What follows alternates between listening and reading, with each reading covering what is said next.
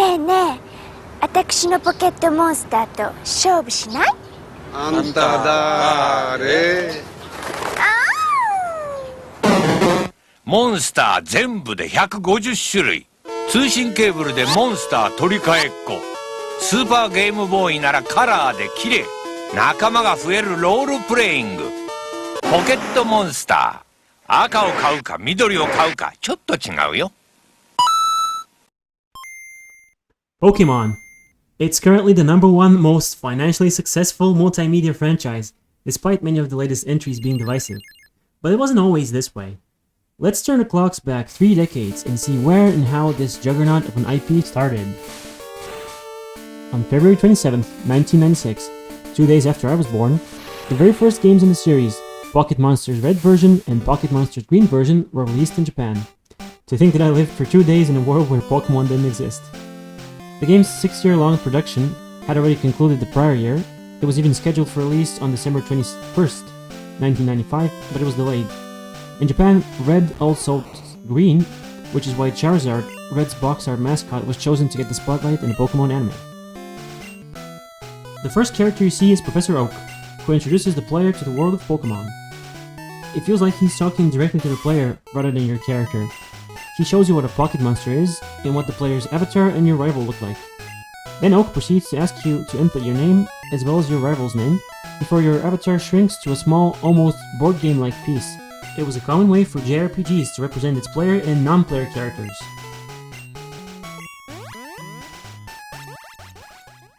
The ability to name not only yourself but also your rival is such an effective way to make it easier for the player to imagine themselves in the role of the character, and even bring your friend or sibling into the adventure by naming the rival after them. That being said, many opt to name the rival something offensive, especially on repeat playthroughs, because this kid, who is Professor Oak's grandson by the way, can be a bit of a jerk who likes to act like he's better than you. Of course, that just makes defeating him every time all the more satisfying. You begin in Pallet Town, in your room, in front of your TV, and an SNES. Yes, all the cities and towns in Kanto are named after colors, and the one you start in is the color palette. If you're the curious type, you'll turn on the PC in the corner and check out the item storage system. You happen to have one potion in there, which you can withdraw for free. You can explore around town if you like, but what you really should do is to leave town unsupervised. Only then will Professor Oak show up to stop you from putting yourself in danger. You see, wild Pokemon live in the tall grass, and they might attack you if you intrude on their territory. He takes you up to his laboratory where his grandson, your rival, was waiting, to give you both your first Pokemon. Bulbasaur, the seed Pokemon, Squirtle, the tiny turtle Pokemon, and Charmander, the lizard Pokemon. They belong to the grass, water, and fire type respectively. Well, technically, Bulbasaur is both grass and poison type, but the poison type is just weirdly common. Thankfully, the professor isn't an epitist, and he lets you pick a Pokemon before your rival. Your choice is one of 3, a grass type, a water type, and a fire type. There are many types of Pokemon, but these 3 are introduced at the start because they work like a game of rock, paper, scissors. Grass beats water beats fire, and fire beats grass. You choose first, and then your rival immediately picks the one that counters yours. Maybe Oak really is an epitist. When you try to leave the lab, your rival challenges you to a battle. Now it's obviously very important and deliberate if your very first Pokemon battle is against your rival. The screen flashes and the whole perspective shifts. Whether small board game pieces outside of battle are gone, replaced by a proper detailed view of yourself, your opponent, and the Pokemon during battle. Another JRPG staple. You can't do much at this point other than fight, but at least Pokemon are too low level to know any grass, water, or fire moves. Otherwise you'd be in an unfair situation right at the start. Most Pokemon start out with weak and basic normal type moves like Tackle, Growl, Scratch, and Tail Whip. I'll get more in depth about the type interactions later, but for now, the player is limited to just low damage dealing normal type attacks, and attack or defense lowering moves which aren't a game changer. When you select a move, a turn begins. Each move is limited in use by the number of power points or PP it has. An Ether restores 10 PP to a single move, a Max Ether restores all of the move's PP, whereas an Elixir restores all of the PP of a single move, while a Max Elixir restores all of the PP of every single move on a single Pokemon. Yes, it's spelled E-L-I-X-E-R, Elixir with an E in this game. Stronger moves are typically balanced out by having a lower accuracy and less PP. you can open the items menu and use your potion to restore 20 HP to one of your Pokemon once. You did grab the potion from the PC, right? Using an item during battle instead of telling your Pokemon to use a move also starts the next turn, except that using items takes priority over everything else, even the speed stat. You can actually lose this first fight without any repercussions, other than not gaining the 69 experience from knocking out your rival's Pokemon. After the initial battle, Professor Oak asks you to head over to the next town and pick up and deliver a parcel back to him. Now you can finally get out there and go into the tall grass. Every patch of grass is a potential encounter with a wild Pokemon. After such a battle, you're safe for a few steps. The species of wild Pokemon you can encounter, as well as their level, depends on the route. Early game routes have low-level basic Pokemon that not only fall easily to your over-leveled starter Pokemon, but also accommodate the new player into the world by introducing Pokemon based on mundane, well-known animals such as birds and rats, another RPG trope. When walking in the tall grass on Route 1, for example, you have a 50% chance of encountering a wild Pidgey, level between 2 and 5, and a 50% chance to find a wild Rattata, whose level ranges between 2 and 4. No matter how many you knock out, you will never run out of wild Pokemon to battle, unlike NPC trainers who, with some special exceptions, can only be battled once. Along Route 1, there are a few NPCs. One of them gives you a free potion. This is a pretty effective way for the game to teach the player that talking to NPCs can be beneficial at times. If all of your Pokemon faint, you lose half of your money and you're forced to respawn at the last place that you healed or rested at, in this case my house. It was a no-brainer game design choice by the developers to have Pokemon faint instead of die when they lose. Not only would it be devastating for a child to see their favorite digital pet or friend die, but it'll also be a nightmare to think of a system where resurrecting the dead would make sense in the game world, without making it incredibly morbid and devalue the life of said digital pet or friend. Upon reaching Viridian City, the next city, you're free to walk around and explore the buildings and your surroundings. Continuing north, your path will be blocked by an old man who's laying on the ground in front of his house. His granddaughter explains that he's passed out drunk, at least in the Japanese version. In the North American and European versions, he's cranky because he hasn't had his morning coffee yet. Normally, I'm against censorship out of principle, especially for such harmless and even comedic language. But in this case, the localizers have done an excellent job. It makes sense that an old man who hasn't had his coffee would act unreasonable. Nearby, there's a tree that looks slightly different from the rest. If you're curious and you walk up to it and press the A button, you'll discover a potion, your first hidden item. If this were a less well-designed game, there would be no indication that something is hidden there, and indeed, most hidden items are in places I can only describe as suspicious looking. As is the case with most old games of the time, you have to save your game manually, and your save data is preserved on the cartridge's SRAM, which stands for Static Random Access Memory. Viridian City has a Pokémon Academy, which, because the buildings are scaled-down representations, just like the cities, it's just one room with a pupil and a single desk, and a teacher with a blackboard behind her. The board describes the status conditions your Pokémon can get during battle, which also persist outside of battle. Pokémon can only suffer from one of the following status conditions at a time: sleep, burn, poison, freeze, and paralysis. Sleep. If a Pokémon is asleep, it can't do anything. It may sleep between 1 and 7 turns, and it can't do anything on the same turn it wakes up. It's best to use the item Awakening if you have one, or just switch to a different Pokémon, though the sleeping Pokémon will still have to be taken care of sooner or later. Sleep can be devastatingly powerful, though they at least attempted to balance it by making most of the sleep-inducing moves have really low accuracy. The only 100% accurate sleep move, Spore, is exclusive to a really weak Pokémon, so that in itself is a type of balancing. Burn. If a Pokémon is burned, its attack stat is halved, and it loses 1/16 of its maximum HP every turn after it attacks, or at the end of a turn if it doesn't. This is less of a problem for Pokémon that don't rely on its attack stat, such as special attackers or walls, though the constant HP loss is obviously bad for any kind of Pokémon. You can use a Burn Hill, since a burn can cripple a physical attacker, but it's balanced out by the lack of a move that guarantees a burn. The only way to burn something is through moves that have it as a secondary effect. For most, it's a 10% probability, though the move Fire Blast has a 30% chance to burn its target. Fire-type Pokémon cannot be burned. Poison.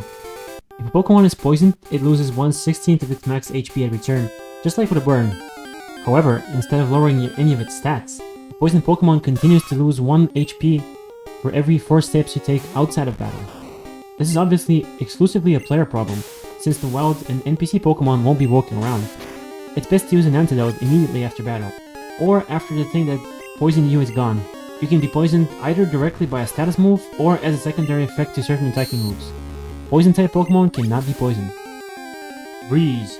If a Pokemon is frozen, it can't do anything. Ever. Either use an Ice Heal or switch to another Pokemon immediately. The only other way to thaw out a frozen Pokemon is to hope that the opponent hits it with a fire type attack that can cause a burn, or to use the move Haze, which resets all stat changes to 0. This includes the attack drop from being burned. It's the strongest status condition, but it's balanced out by the fact that there's no direct freezing move. Though some moves have it as a secondary chance, once again, usually at a 10% chance, though the move Blizzard has a 30% chance to freeze its target. This was nerfed to 10% for the international releases of Pokemon Red and Blue. Paralysis. If a Pokemon is paralyzed, its speed is reduced to a quarter of what it was, and it has a 50% chance to not do anything each turn. This is very bad for every kind of Pokemon, but it's especially devastating for those who rely on their high speed stat. Haze can at least reset the speed drop, use a Paralyze Heal, or switch out. There is one more status condition not mentioned, Bad Poison. It starts out just like regular poison, but damage increases by 1/16 each turn. This will absolutely cripple any Pokemon that stays in battle for longer than a few turns. It's also cured by an antidote, but if you switch out, end the battle, or the move Haze is used, it changes to regular poison, and yes, it persists outside of battle. It's only caused by one status move, Toxic, which can be learned by every Pokemon that can learn TMs. More on that later. There's a glitch where the ever-increasing HP loss from Bad Poison stacks with the unchanging HP loss from Leech Seed, but that's extremely situational to the point of being theoretical, rather than having any practical application. There is a gym in Viridian City, but it's locked, and a nearby NPC says he doesn't know who the gym leader is. I love Chekhov's gun, especially in video games. The other two buildings you can access are the most important facilities on your journey, which you will find in almost every major city. The Pokemon Center's most important functions are the fact that the lady on the counter will fully restore the HP and PP of all of your Pokemon, and even revive the fainted ones, and the free-to-use PC in the corner. Both services are absolutely free, and can be used as many times as you want.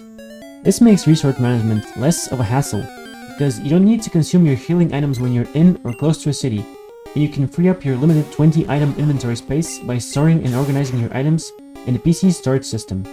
The PC also has the Pokemon storage system. In the Japanese version, there are 8 boxes in which you can store up to 30 Pokemon.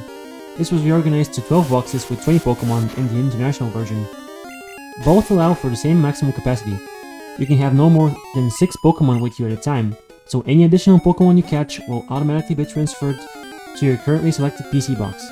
Once a box is full, no more Pokemon can be caught until a new box is selected, which requires saving the game every time, something about as tedious as it sounds. As a whole, the rudimentary text-based interface of the already limited inventory and the fact that you have to interact with it so much is easily the worst aspect of the game, and the main deterrent for future replays for me personally. There are so many times when you just want to play the game, but you have to bury yourself in the horrible interface for literal minutes. It's sometimes better to consume or throw away items even when you don't want to, just to make room for more, and that always feels bad and wasteful. Back on Route 1, you will notice that it has these one-way ledges that you can drop down from to avoid the tall grass, and make your way back quicker. Once back in Professor Oak's lab, you'll deliver his parcel, and after your rival joins you, Oak tells both of you what is essentially the main selling point of the game: to catch all the Pokemon out there. More specifically, he hands you both his invention, the Pokédex, which is a high-tech encyclopedia that automatically records data on any Pokemon you've caught, and for those you've only seen, just the Pokemon's image, its cry, and its habitat. This works both as a diegetic checklist for catching, and lore book for the player. After Oak gives the player and the rival a Pokédex each, he tasks you both with filling it up. Your rival smugly remarks that he can do it himself without your help, and promptly leaves, but not before mentioning how he'll tell his sister not to give you a map of the region. I really like this way of handling the tutorial. It doesn't hold the player's hand or insult their intelligence, plus, getting the map is optional. You can find maps on the walls of some houses and every Pokemon Center. Now that you know what to do, or at least think so, you head back to Viridian. As is the case with most old games of the time, you have to save your game manually, and your save data is preserved on the cartridge's SRAM, which stands for Static Random Access Memory. Now let's talk about how the game is actually played.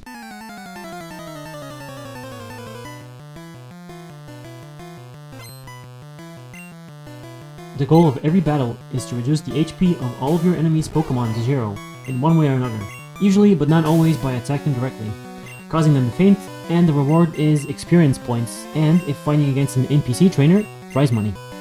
You can boost or lower the Pokemon's attack, defense, speed, and special stats, as high or as low as 6 stages during battle, but they're reset back to 0 if it leaves the battle by either switching out, getting knocked out, or the battle itself ending.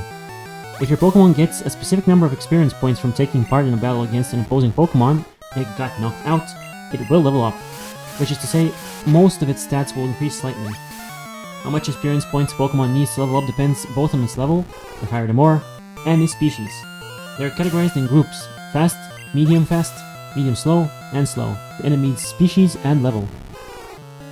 Now back to Viridian City. You did check further west of Viridian, right? Right? Because if you didn't, you wouldn't know the actual main objective of the game's story.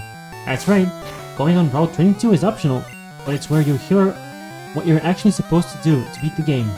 Filling up the Pokédex is cool and all, but it's actually completely optional and has nothing to do with beating the game. If you go east of Viridian, you'll run into your rival, who challenges you to an optional fight. In addition to his starter, he also has a Pidgey, which he starts the battle with. Petalgrass has Wild Rattata, Spearow, Nidoran male and female, with female being super rare in red version, and male being super rare in green version. After beating your rival, he'll tell you that beyond the gates at the end of Route 22 is a Pokémon League. However, he wasn't allowed in because he didn't have all 8 gym badges, and neither do you. That's right, your end goal after traveling all over the game's world is almost right next to where the game starts. The first Metroid game did the exact same thing. Start, walk all the way to the right, and then climb all the way to the top.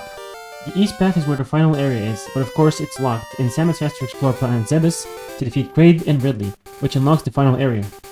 Great games work alike, eh?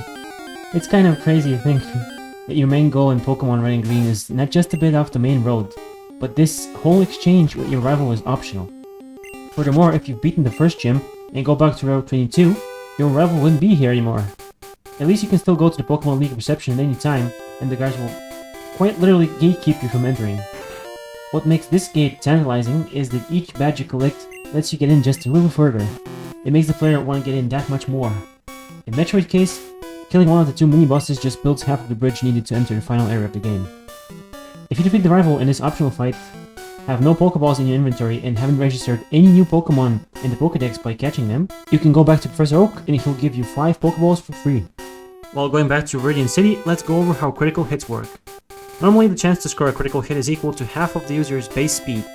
Crits only give fast Pokemon, which already have an advantage, an even bigger advantage, because not only will they attack first, but they also do even more damage. As for calculating how much damage a crit does, to grossly simplify it, the game doubles the attacker's level. This means low-level Pokemon will do slightly less damage with crits than higher-level Pokemon. For example, when landing a critical hit, a level 5 Pokemon will do about 1.5 times the damage, a level 20 Pokemon will do 1.8 times the damage, and a level 95 Pokemon will do about 1.95 times the damage. Critical hits use the attacker and defender's original stats. That is to say, they ignore stat modifications like increases to attack through moves such as Swords Dance, or increases to defense through moves like Barrier, making crits either beneficial or detrimental to the target. A transformed Pokemon will always use its original stats, but the opponent will use the stats of the thing it transformed into. There are certain moves which are 8 times more likely to land a critical hit, those being Razor Leaf, Slash, Karate Chop, and Crab Hammer. If you use the move Focus Energy, or the item Dire Hit, you're supposed to get a boost to your crit chance. Instead, due to a bug, your crit chance is decreased to 1/4 of its original. Other than the Pokemon Center, the other important building in town is the Pokemart. It's the one you went to get the parcel for Oak. Now that you've delivered the parcel, you can buy or sell items. Of course, you sell them for half the price, which is RPG tradition at this point. You can buy stuff like potions, Pokeball, and other useful items with the money you made from defeating enemy trainers. When you cross Viridian to the north, you'll see that the old man has taken his coffee / has sobered up. Talking to him is optional, but he'll teach the player how to catch wild Pokemon by demonstrating it. Just throw a Pokeball during battle and that's it. Of course, lowering the wild Pokemon's HP and giving them status condition makes catching it easier. Different Pokemon have a different catch rate, an invisible mechanic that only comes into play when trying to catch one, with tougher and rare Pokemon typically being harder to catch by design. Initially, you only get Pokeballs, and they have the lowest catch rate. Raid Balls are better, especially on Pokemon with more than half HP and no status condition, due to this game's questionable coding. Ultra Balls only become better if the target has really low HP and a status problem, or if it just naturally has a lower catch rate, like legendary Pokemon do. The old man's catching tutorial can be exploited for what is perhaps the most infamous glitch in all of Pokemon history, Missing No, or Missing Number. I wonder how many people discovered this before data mining the game. You'll see a few thinner trees like the one with the hidden potions, blocking access to other areas. You'll enter what I like to call a loading gate. It would be nice to have the whole game loaded at once, but from a programming standpoint, that's unfeasible. Certain areas, like the upcoming Viridian Forest, are loaded separately to preserve memory. Viridian Forest is the first dungeon, complete with its own hazard, getting poisoned by the Weedle that lived there. If you don't buy antidotes, or don't have any poison-type Pokemon of your own, you might have to go back to the nearest Pokemon Center in Viridian City to heal, if you're unlucky. This is the first instance of Bulbasaur shining as the game's unofficial yet intentional easy mode. Not only is it immune to getting poisoned, it learns Leech Seed, which heals it and potentially other teammates by stealing some of the HP of its target at every turn. Who needs antidotes or potions when you have a Bulbasaur? It's in Viridian Forest where you encounter enemy Pokemon trainers for the first time, well, excluding your rival. If an enemy trainer sees you, that is to say, you walk past them in their line of sight, which is exactly one tile wide, they'll pull a spot you, walk towards you, say something weird, comedic, helpful, or world building, and start a Pokemon battle with you. Some enemy trainers can be avoided if walked around, others cannot. Trainers may not have names, but they each belong to a trainer class, which has a theme for the Pokemon they use. You'll never guess what kind of Pokemon bug catchers use. It's probably no coincidence that you first run into bug catchers, considering Satoshi Tajiri was an avid bug collector in school. His friends called him Dr. Bug, and his hobby, as well as exploring the not yet urbanized countryside of Japan's Kanto, is exactly what served as the inspiration for Pokemon. You can find wild Caterpie, Metapod, Weedle, Kakuna, and rarely Pikachu in the tall grass in Viridian Forest. Pikachu wasn't the mascot of the franchise at first. It was supposed to be this cute, rare Pokemon you could flex on your friends. Clefairy was considered as a mascot. There's even a manga about it, but that was dropped in favor of Pikachu due to the latter's appeal to both girls and boys.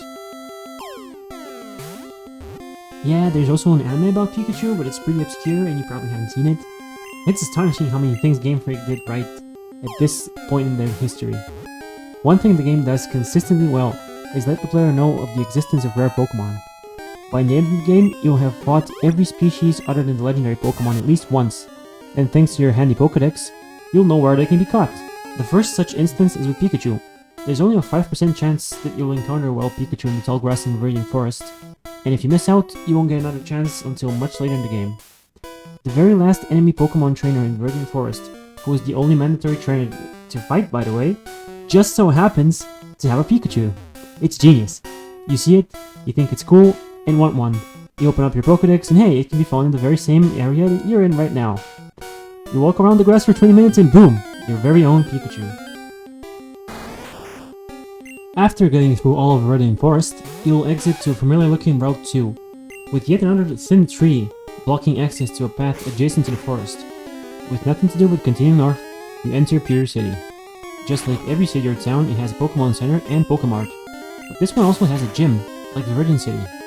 Unlike Viridian City, however, Pewter City's gym is open and can be challenged immediately. There's also the Pewter Museum of Science, that has skeletons of long extinct ancient Pokemon, which is really good world building, a stone that fell from the moon, as well as a bunch of references to the moon landing, firmly cementing the game's setting in a fantasy version of our real world. The entry fee is $50 by the way. But let's get back to what the player really wants to do. Challenge the gym. Every Pokemon gym has a sign outside that informs you of its name, the gym leader's name, and a thematic hint to their preferred Pokemon type. And of course, a list of winning trainers with your rival's name on it. This not only reinforces the idea that he's always one step ahead of you, but makes you want to win even more, if anything, just to have your name on that list too. Inside each gym, there's a man that explains what that gym's particular type is about, or just to hype the player up. In addition, each gym contains enemy trainers, some optional, some mandatory, and of course, the gym leader, whom you have to defeat in order to get that gym badge. Each gym badge is named after a different color, at least in the Japanese version. The English version instead renames most of the badges to something thematically related to the type of their gym leader. This practice would continue into the sequel, Pokémon Gold and Silver, but I digress. The Pewter City Gym is themed around the rock type. In reality, half of the Pokémon here aren't actually rock type, and all of the Pokémon are ground type. Really. The junior trainer has a Diglett and a Sandshrew, both of which are ground types. I'll admit, I don't understand what the designers were thinking here. Why does the very first gym you can challenge, which serves as a proper introduction to the concept, not follow its own rules? The junior trainer is optional, but the experience points from defeating him help prepare you for the gym leader. Every gym lets you walk out at any time to heal up, buy items, catch Pokemon, etc. I'm sort of torn on this. It helps lift the pressure from the player and eases them in, but at the same time it misses the opportunity to test the player's resource management skills. Why use all the potions you've found? Just heal up before the boss. Now let's finally talk about Brock, the Pewter City Gym Leader. Yes, most gym leaders' names are specifically chosen to resemble something thematically related to the type.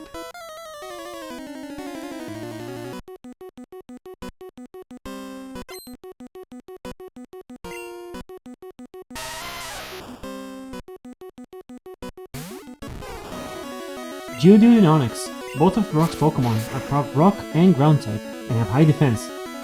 Rock resists normal type attacks, which most of everything you've seen up to this point has.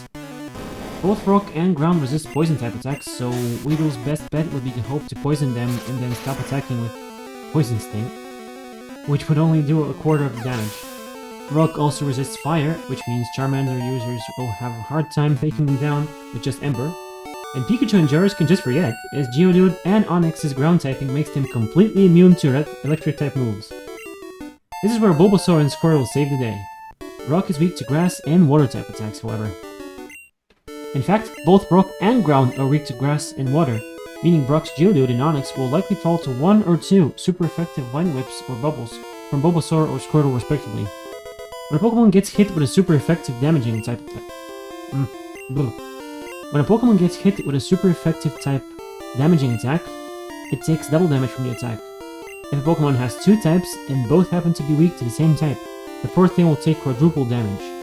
Combine this with Geodude and Onix's very low special stat, and the fact that all 3 of the starter types, grass, water and fire, do special damage, and you get a boss that has a massive weakness, depending on what starter you chose.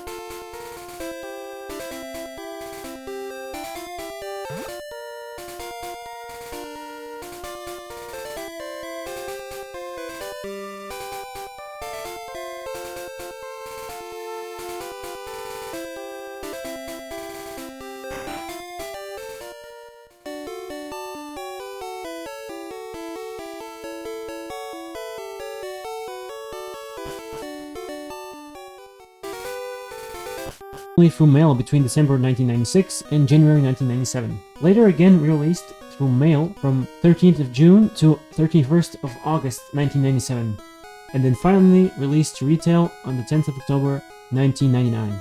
This blue version features a slightly different intro, updated the sprites on certain overworld objects such as flowers and signs, replaced every single Pokemon's forward-facing sprite, for better or for worse, changed the Pokedex entries for every Pokemon, changed the version-exclusive Pokemon in the in-game traded Pokemon, changed the game corner prizes and slot machine icons, added the HP up vitamin for sale in the Celadon department store, completely overhauled the layout and item locations of the post-game nameless cave near Sharudin City, and fixed a few bugs, but obviously not all of them.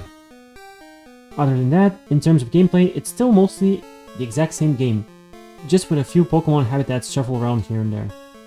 As for version-exclusive Pokemon, you cannot get the following evolution families in Pokemon Blue version: Ekans, Vulpix, Mankey, Bellsprout, Electabuzz, and Magmar. it's as close to an official ROM hack as you can get. As for the international release, the English version was coded first, and it was based on the code of the Japanese exclusive Pokémon Blue version. Then it was split into two versions, Pokémon Red version and Pokémon Blue version, but the locations of Pokémon, version exclusives, and in-game trades were reverted to those of the original Japanese Pokémon Red version and Green version. English Red uses the intro of Japanese Red and Green, while English Blue kept the Japanese Blue's intro. The reason they went with Blue for the international release, which started with the North American version, was because Satoshi Tajiri believed that Red and Blue are seen as opposites in the US. To the east of Pewter City is Route 3, a short route with a few youngsters and lasses. Geez, that sounds corny out loud. But more importantly, new Pokemon.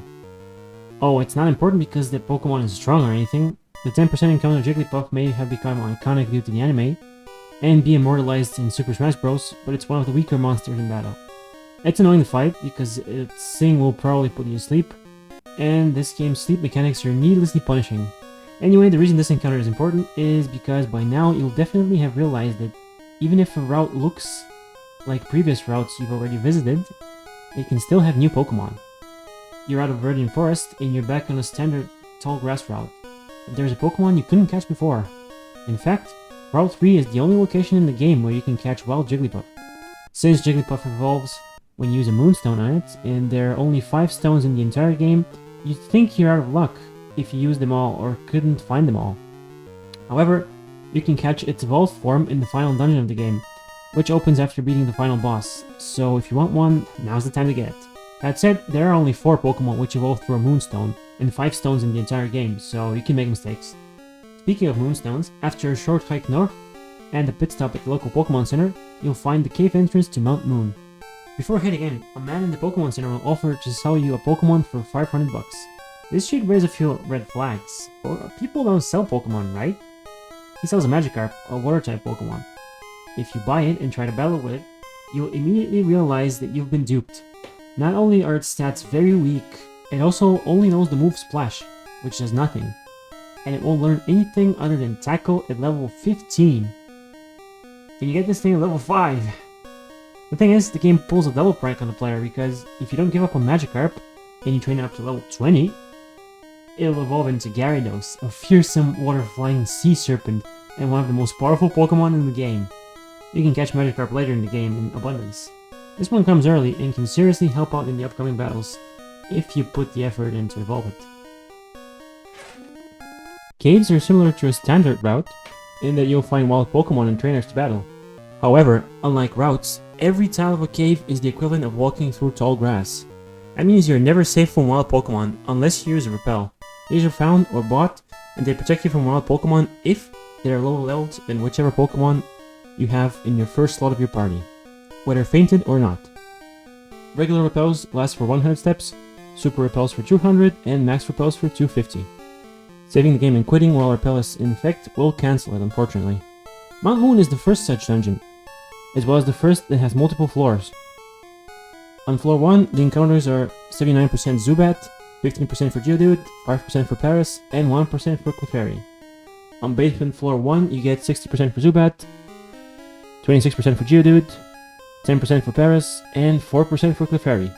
And lastly, on basement floor 2, you get 49 for Zubat, 30 for Geodude, 15 for Paris, and 6 for Clefairy. As you can see, the deeper you go on the ground, the rare Pokemon become more common and vice versa. Don't worry if you don't have the time to look for a Paris or a Clefairy, you can get them in another place, later in the game. It's here in Mount Moon, where you'll meet members of Team Rocket for the first time. They're a criminal organization that makes money by stealing and capturing rare and strong Pokemon, and then selling them. This is the first time when the idea of law and crime is brought up. They're portrayed as scary men wearing black clothing and holding whips. The items you can find in Mount Moon are 2 potions, TM12 Water Gun, a rare candy which when consumed, levels up a Pokemon once, an escape rope which when consumed, yes, it's also a single-use item. Inside of a cave or a dungeon will teleport you to the last Pokemon Center you healed at, or your house, 2 Moonstones, an Ether, a Repel, as well as TM01 Mega Punch.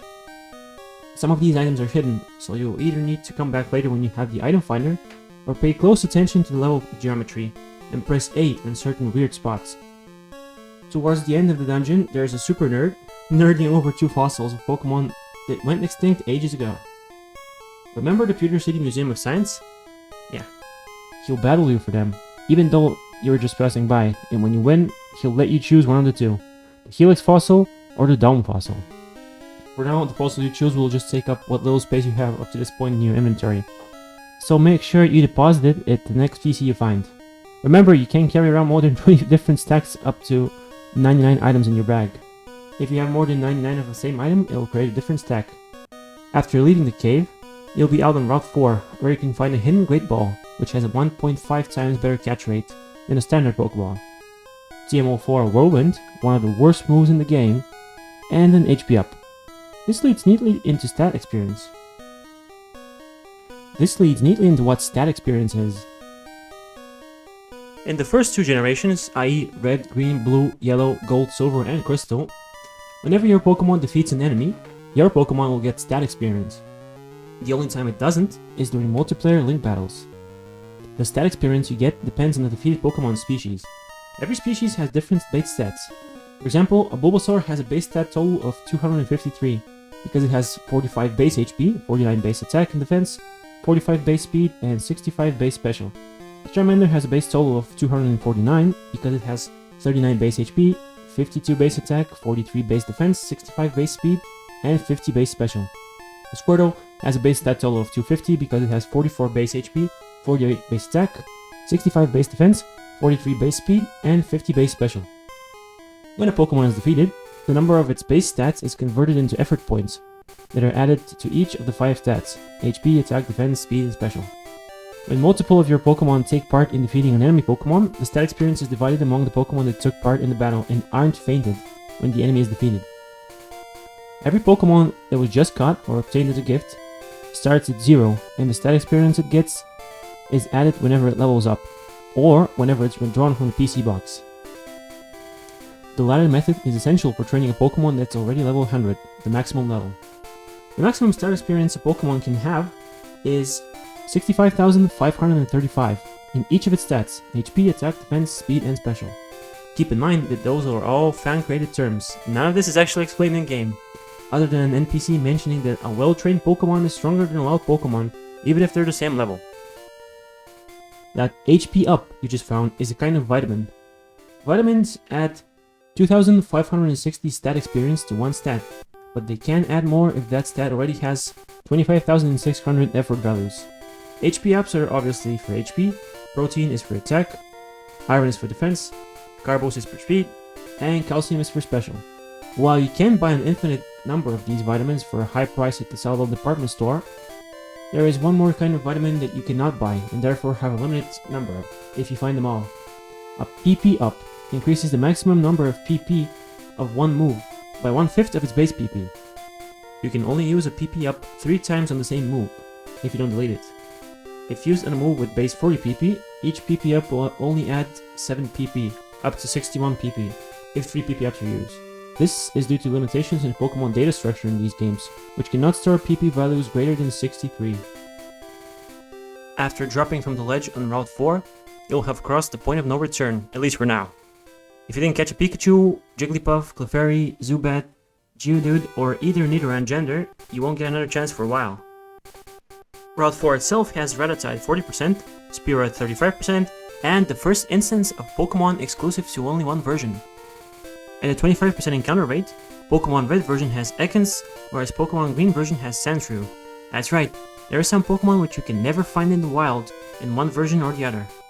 Remember how even if you missed out on a Pokemon, as long as you've battled it at least once, your Pokédex can show you which areas it can be found in? Well, version exclusive Pokemon kind of break the immersion there, in that you'll battle, say, an Ekans or a Sandshrew every once in a while. They aren't this super rare, special rare Pokemon. They're just regular animals that regular NPC trainers can have. The only difference is that you, the player, can never find them in their natural habitats if you pick the wrong game version. This is an extremely non-diegetic way to limit the availability of Pokemon. You see regular people use them, your protagonist has no idea where to find them and never will, but you, the player, probably know. Of course, the entire point of version exclusive Pokemon is to encourage players to trade them, and in this lies one of the series' strongest components, the social aspect. You have Red, and your friend/acquaintance has Green. You offer a Red version exclusive for their Green version exclusive. you both profit. Some of the most powerful Pokemon in the game, staples of their type, can only reach their final evolution when traded. Just make sure your friend actually trades you back the Pokemon you spend all this time training. Pokemon which are exclusive to Red version are Ekans, Oddish, Mankey, Scyther, and Electabuzz, whereas those exclusive to Green version are Sandshrew, Vulpix, Meowth, Bellsprout, Magmar, and Pinsir. If you know about these Pokemon, you'll notice a pattern. Most of these are counterparts in some way. Growlithe and Vulpix are both fire types that evolve through a Firestone. One has better attack, the other has better special. Oddish and Bellsprout are both grass poison types that evolve at level 21 and can evolve again through a Leaf Stone. Electabuzz and Magmar are both powerful humanoids that can evolve. The prior is faster while the latter has higher attack. Scyther and Pinsir are both powerful super rare and exotic bug types, only found in the Safari Zone. Trading is one of the core multiplayer mechanics of Pokemon, the other being link battles. You only need a Pokédex and more than one Pokemon in order to trade. You go to the Pokemon Center and talk to the woman on the right, near the PC. If you've linked two Game Boys with a Game Boy Link cable, you can trade. Of course, the other person also needs to have their own copy of the game, or any of the Pokemon games that work on the Game Boy. For Crystal, you'd need a Game Boy Color instead, but trading between Generation 1 and 2 games takes more steps, and it's outside of the scope of this video. You simply select the Pokemon from your party you wish to trade, your friend does the same, and after a few seconds, you're all done. A traded Pokemon will retain the data of its original trainer, displayed on the status screen. If you're not the original trainer, i.e. the Pokemon was traded, it will gain 1.5 times the experience from winning battles. On the flip side, in non-link battles, it may or may not use the move you select in battle. It could use one of its other moves at random, fall asleep, potentially overriding other status conditions. It could turn itself in confusion, or it could just do absolutely nothing that turn. The workaround is you have to have the specific badge. More on that later. The next city you visit is Cerulean City, and at this point there isn't much to do but either challenge the gym immediately, or just leave and head north. Both options will lead to some of the harder fights in the games. Yeah. You could visit one of the houses where a man will tell you what each badge does. Of course, I'll tell you what each badge does. The Boulder badge raises your Pokemon's attack by 12.5% and lets you use Flash outside of battle to lighten up the Rock Tunnel, an upcoming Dark Cave. The Cascade badge makes traded Pokemon up to level 30 obey you in battle. The Thunder badge increases defense by 12.5% and lets you use Fly outside of battle to essentially teleport to any visited city's Pokemon Center, or to your house in Pallet Town. The Rainbow badge makes traded Pokemon up to level 50 obey you, and lets you use Strength outside of battle to push heavy boulders and solve dungeon puzzles. The Soul badge increases speed by 12.5% and lets you use Surf outside of battle to cross bodies of water which have wild Pokemon encounters on every tile, just like caves. The Mars badge only makes traded Pokemon up to level 70 obey you. The Volcano badge, which requires Surf to reach, increases special by 12.5%. The final one, the Earth badge, makes traded Pokemon up to level 100 obey you, but you need all the other badges to challenge this gym. And yes, this is the Viridian City gym, a new player will likely have forgotten about by now. Outside of the badge enthusiast's house is a hidden rare candy somewhere in his yard. Rare candies level up a Pokemon by 1 level when consumed. However, they don't give any stat experience. There's probably some subtext about the quicker way to victory not being the best way if you read between the lines. There's a house with a police officer in front of it, telling you that the people were robbed, but they won't let you in, for now. There's a bicycle shop in town, but a bike costs... $1 million! And the maximum amount of money you can carry is, hilariously, $999,999. It's impossible to buy, unlike the much more affordable bicycle in Earthbound. There's another thin tree on the southern end of town. With nothing to do, it's either challenge the gym or explore north of town. The Cerulean City gym is themed around the water type, which is only weak to grass and electric type attacks, resists itself, fire, and ice, and utterly destroys fire, rock, and ground. The gym houses a large swimming pool, with an optional swimmer and mandatory junior trainer, who both unsurprisingly use water-type Pokemon. You'll notice a fairly large discrepancy in the levels of Pokemon used here. The swimmer has a level 16 Horsey and Shoulder, nothing too high. If you have a favorite Pokemon up to now, chances are it's about the same level. All 3 starters evolve at level 16, giving your team a nice boost in power. The junior trainer who is standing near the gym leader has a level 19 Goldeen, a bit higher, but it's just one Pokemon that's not even particularly strong. It does, however, serve as a warning to prepare you for the increase in levels you'll be facing shortly. The Cerulean City Gym Leader is Misty, who specializes in an all-out offense using water types. She starts with a level 19 Staryu, a water type with the moves Tackle and Water Gun. Her Ace is her Starmie, the evolved form of Staryu. It's a water psychic type with the moves Tackle, Water Gun, and Bubble Beam. She has 1 X defense per Pokemon and has a 25% chance of using it. Any of the battle items boost the corresponding stat by 1 stage while the Pokemon is in battle. There's X attack, X defense, X speed, X special, X accuracy, and the guard spec. The guard spec protects Pokemon from status moves which lower its stats while it's in battle, just like the move Mist. The direct hit, just like the move Focus Energy, which it does not stack with, was meant to double the chance of scoring a critical hit. However, due to a bug, it reduces it by 75%. Even more so than Brock, Misty can prove to be a difficult fight depending on which Pokemon you have. For the point in the game which she appears in, she's probably the hardest gym leader, in part because of the jump in level, but mostly because of your lack of options. If you didn't pick Bulbasaur and didn't care to catch and raise a Pikachu, there's only one Pokemon that's super effective against Misty's powerful water types. You have more options than against Brock, but there's still not many, and the game has been quite linear up to this point. North of town, you can find a Grass/Poison type Pokemon, an Oddish in red version, or a Bellsprout in green version. But that could potentially be your only Pokemon that's super effective against the water team. But that could be potentially your only Pokemon that's super effective against the water gym. You could of course have both, but only if you trade. Speaking of North, just as you leave Cerulean City, you'll be approached by your rival. It's been a while, how have you been? His Pidgey has evolved into a Pidgeotto. His starter now has 1 or 2 moves of the same type. In addition, he has 2 new Pokemon, an Abra, which only knows the move Teleport, which does absolutely nothing during the trainer battle, as well as a Rattata. I hope that one sticks around. Since his Pokemon's levels are lower than Misty's, it's recommended that you fight him first for some extra levels. After his defeat, he tells you about Bill, a Pokemon maniac that lives at the end of the road ahead. You have to cross the Nugget Bridge, which has 6 trainers to defeat. The last of them gives you a gold nugget, worth $5,000, but he's actually a member of Team Rocket who tries to recruit the player into their organization. You cannot accept and join them, however. The bridge leads to Route 24, which rarely has a lot of version-exclusive Pokemon. In red version, there are Weedle, Kakuna, and Oddish, while green version has Caterpie, Metapod, and Bellsprout. Strangely, Pidgey and Abra are the only Pokemon found in both versions here. Abra is unique in that it doesn't learn any moves by level up until level 16, when it evolves into Kadabra. Its only move is Teleport by then, a move that makes the Pokemon escape from battle, but only battles with wild Pokemon. It does nothing in trainer battles, like I said. This makes Abra one of the harder Pokemon to train, and catch, at least first.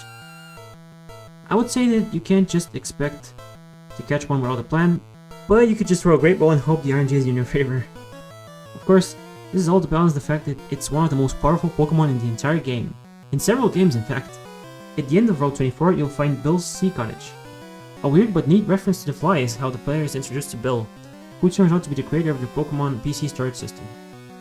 After helping him out, he'll give you a ship ticket which is needed to progress further in the game. After defeating Misty, you can enter the house that was robbed by Team Rocket.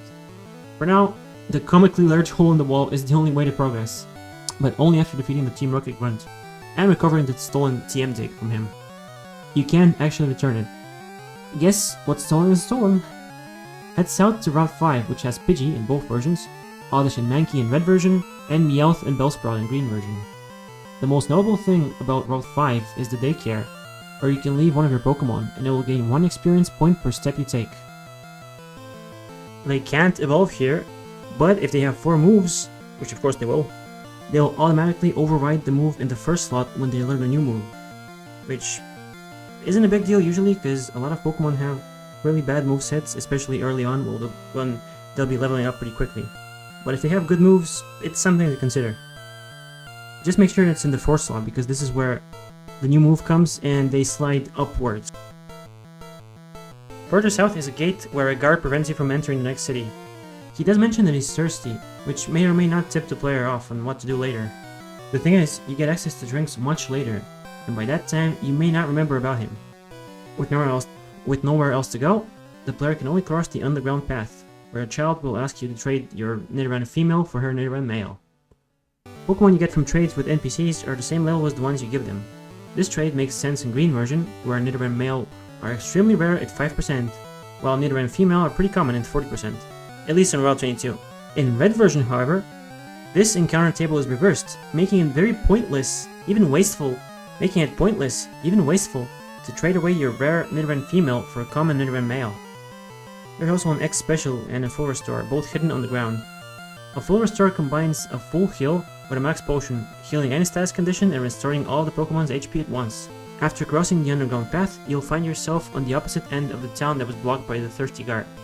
Of course, this side is also blocked by a Thirsty Guard, so you have to continue south to Route 6 into Vermilion City.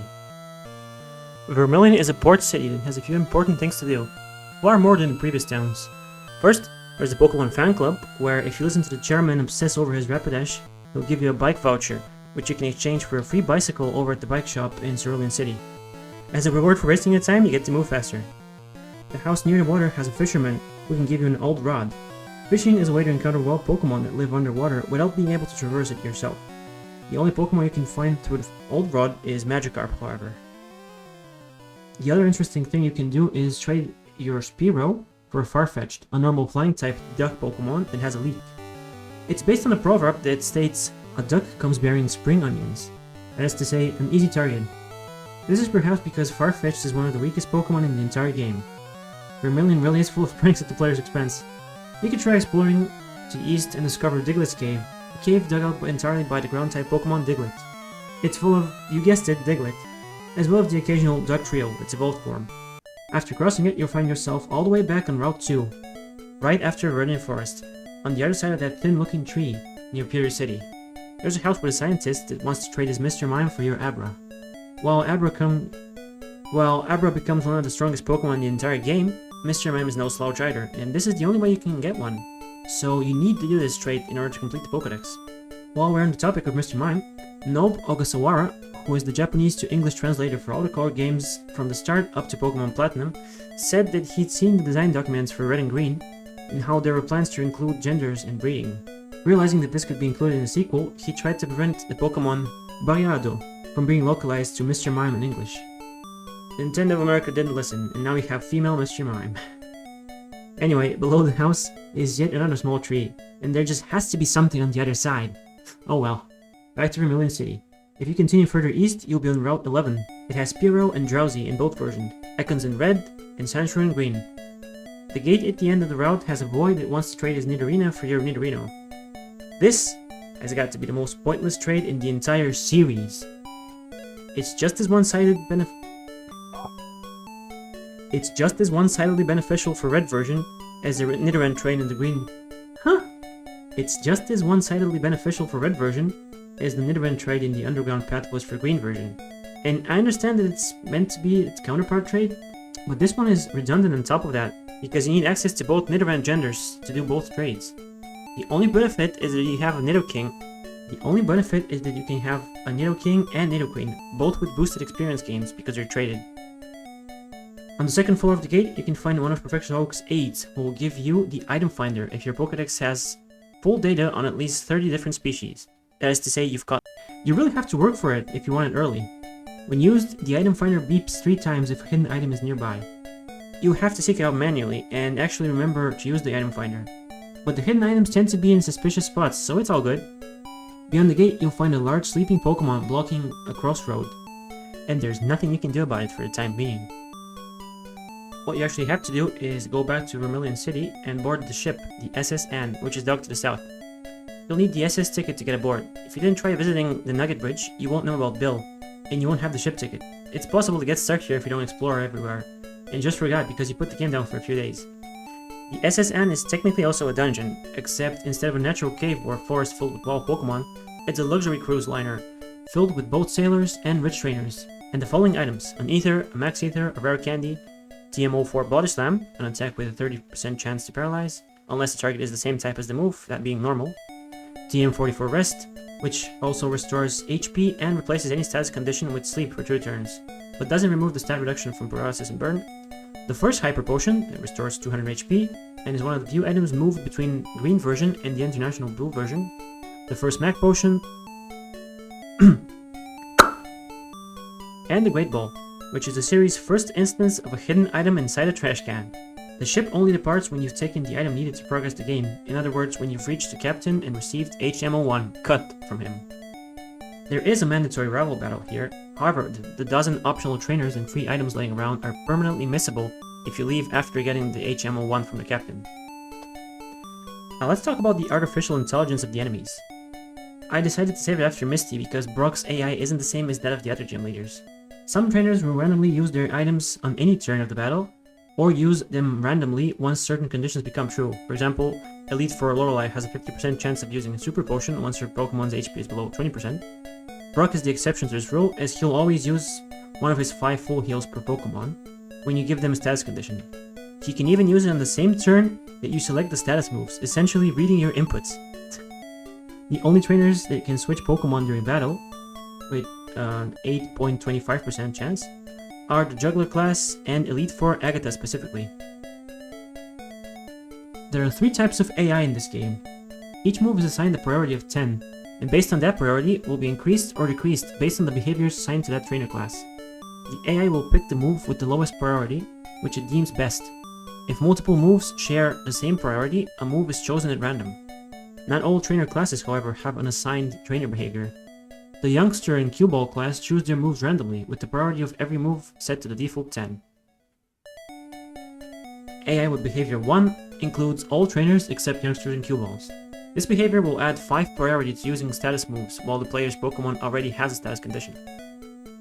AI with behavior 2 includes Super Nerds, Scientists, Pokemaniacs, Gentlemen, and Elite 4 Lorelei specifically. This behavior will only apply on the second turn of battle. It subtracts 1 from the priority of stat-changing moves, healing moves, Payday, Swift, Conversion, Haze, Transform, Light Screen, and Reflect.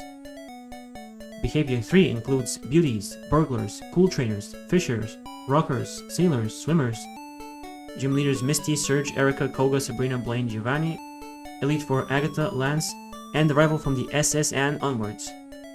Brock and Bruno strangely don't belong to Behavior 3. This AI is what's known as Good AI or Smart AI. It subtracts 1 from the priority of moves whose type is super effective against the player's Pokemon, regardless if they're damaging moves or not. This leads to the infamous example of Lance's Dragonite spamming the Psychic type status moves barrier indefinitely because the AI has infinite PP against your Weedle because it's poison type. When Smart AI tries to counter you, it can be exploited, but that's not the end of it. Smart AI also adds 1 to the priority of moves whose type your Pokemon is immune to, or are not very effective against.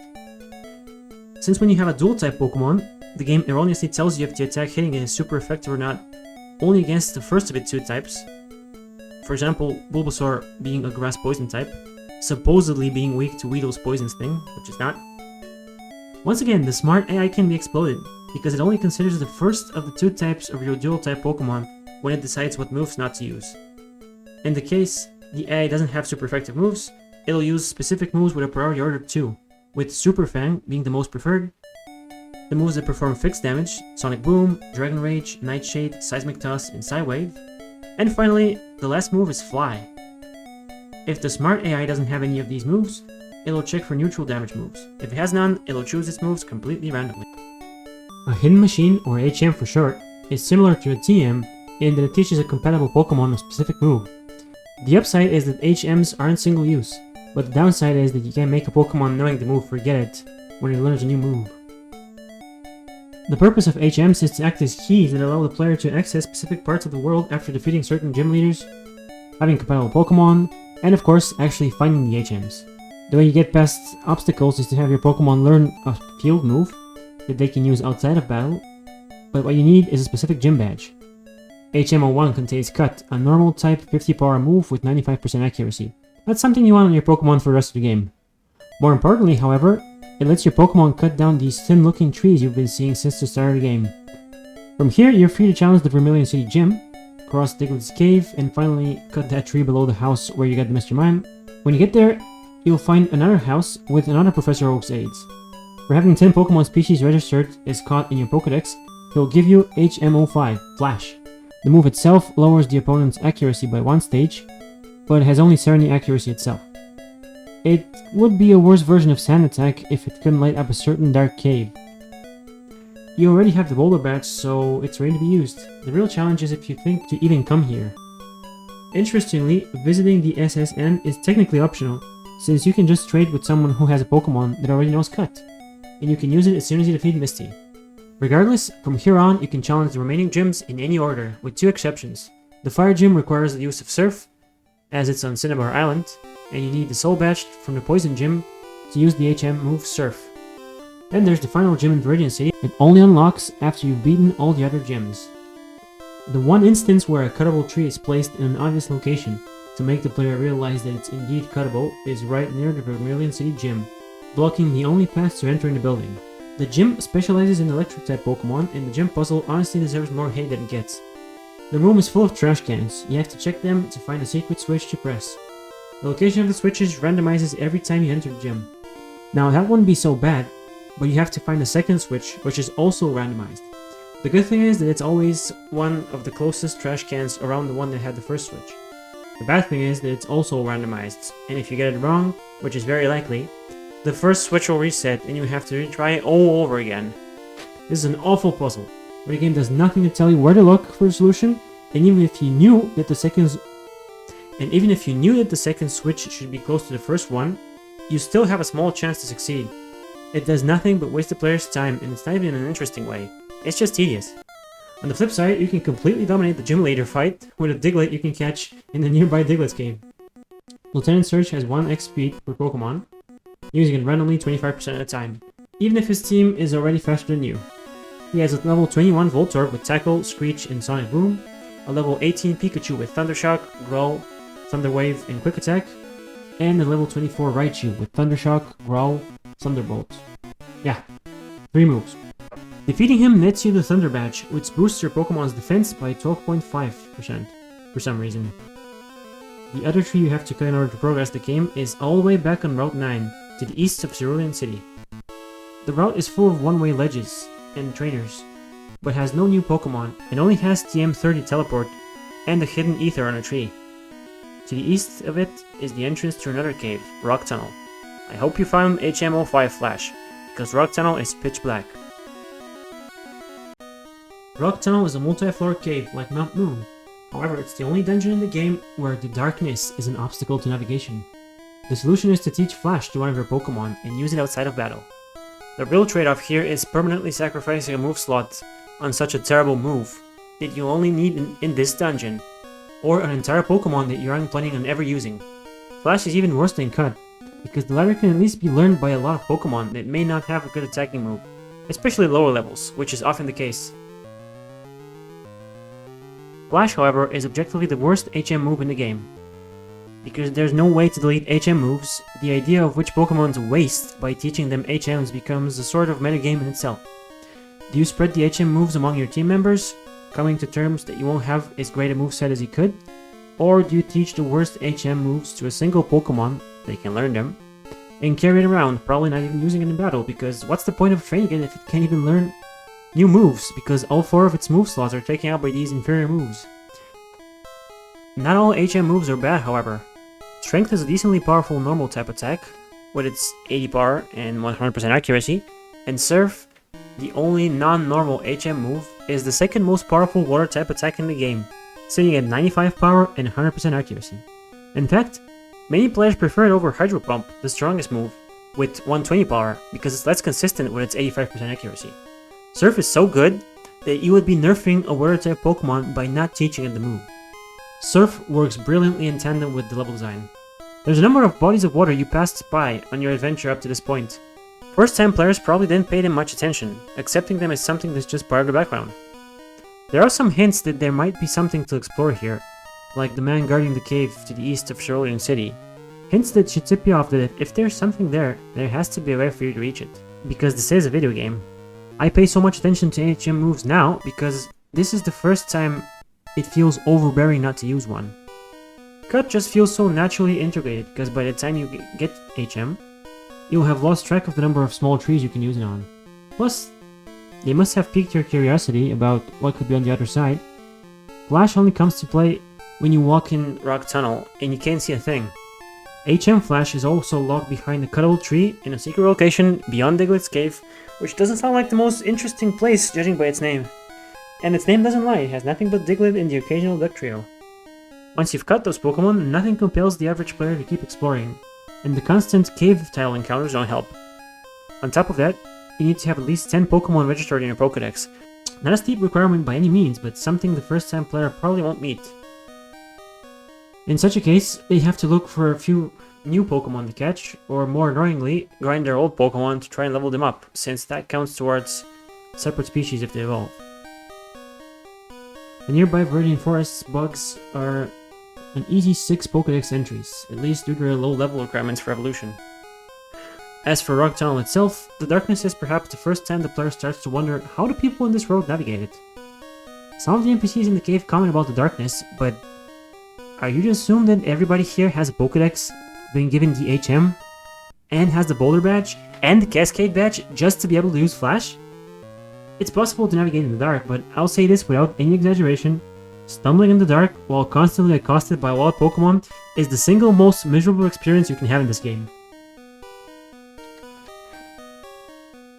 The Pokemon that live here are Zubat at 55%, Geodude at 25%, Machop at 15%, and Onix at 5%, and some of the trainers found here use them, so it's a good idea to have a decent grass or water type attacker with you.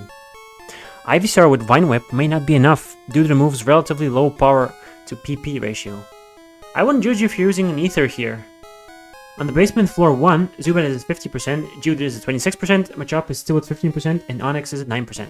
Once again, the rare Pokemon become a bit more common as you delve deeper. Once you're out of Rock Tunnel, you'll find yourself on Route 10, which has some trainers and nothing but 2 hidden items, a Super Potion that requires Cut, and a Max Ether. Heading south, you'll find yourself in Lavender Town. The player will immediately notice an abrupt shift in tone upon entering this town. The soundtrack is doing a lot of the heavy lifting here.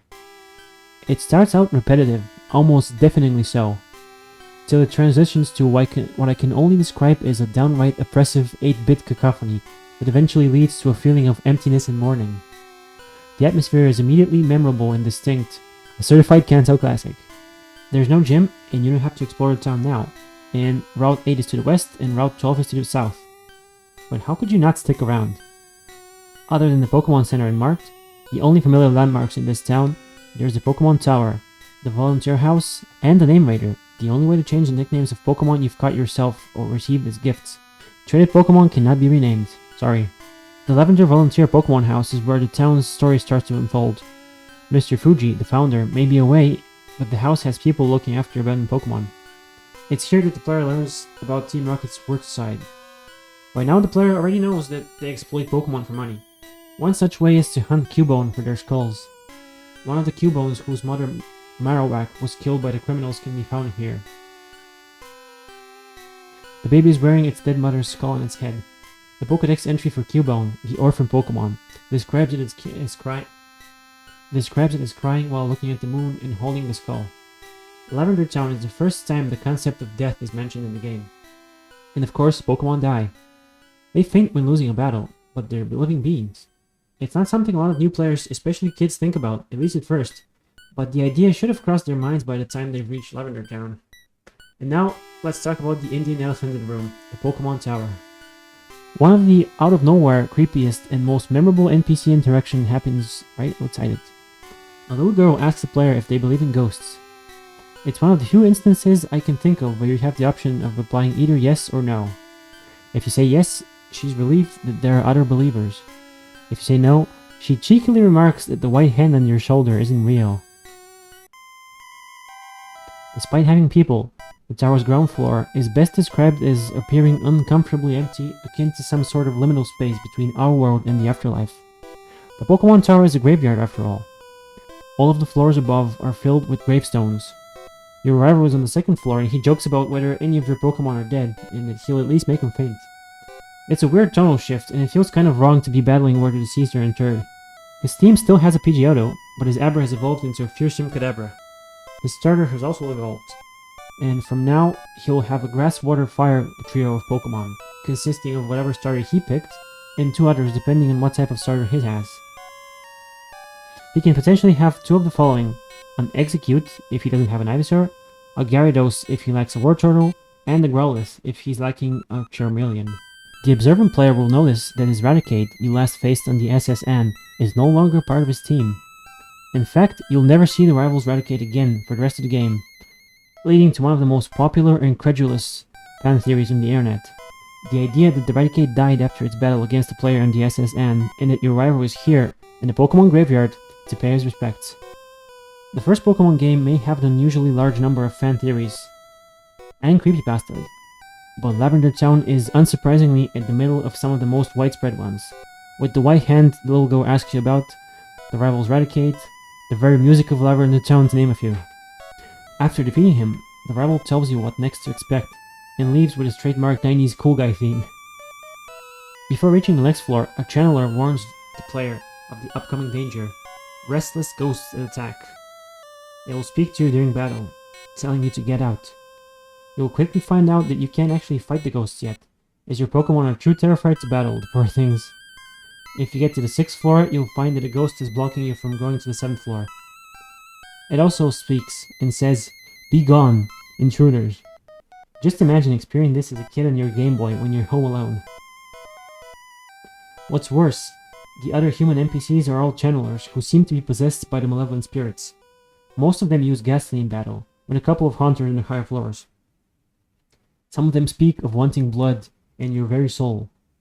I'm of the opinion that the best horror is found in non-horror media because you don't expect it. Here in Lavender Town, the path forward splits in two.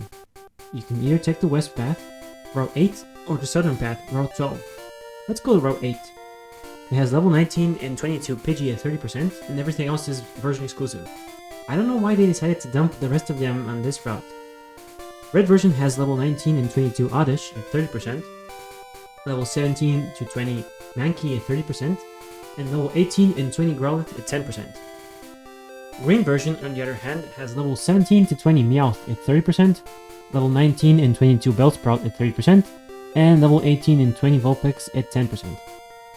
Route 8 leads to Saffron City, however the guards on the other side are thirsty as well, so naturally this means you're not allowed in the city. Instead, you have to take another underground path to get across. This one has two hidden items, a nugget and an elixir.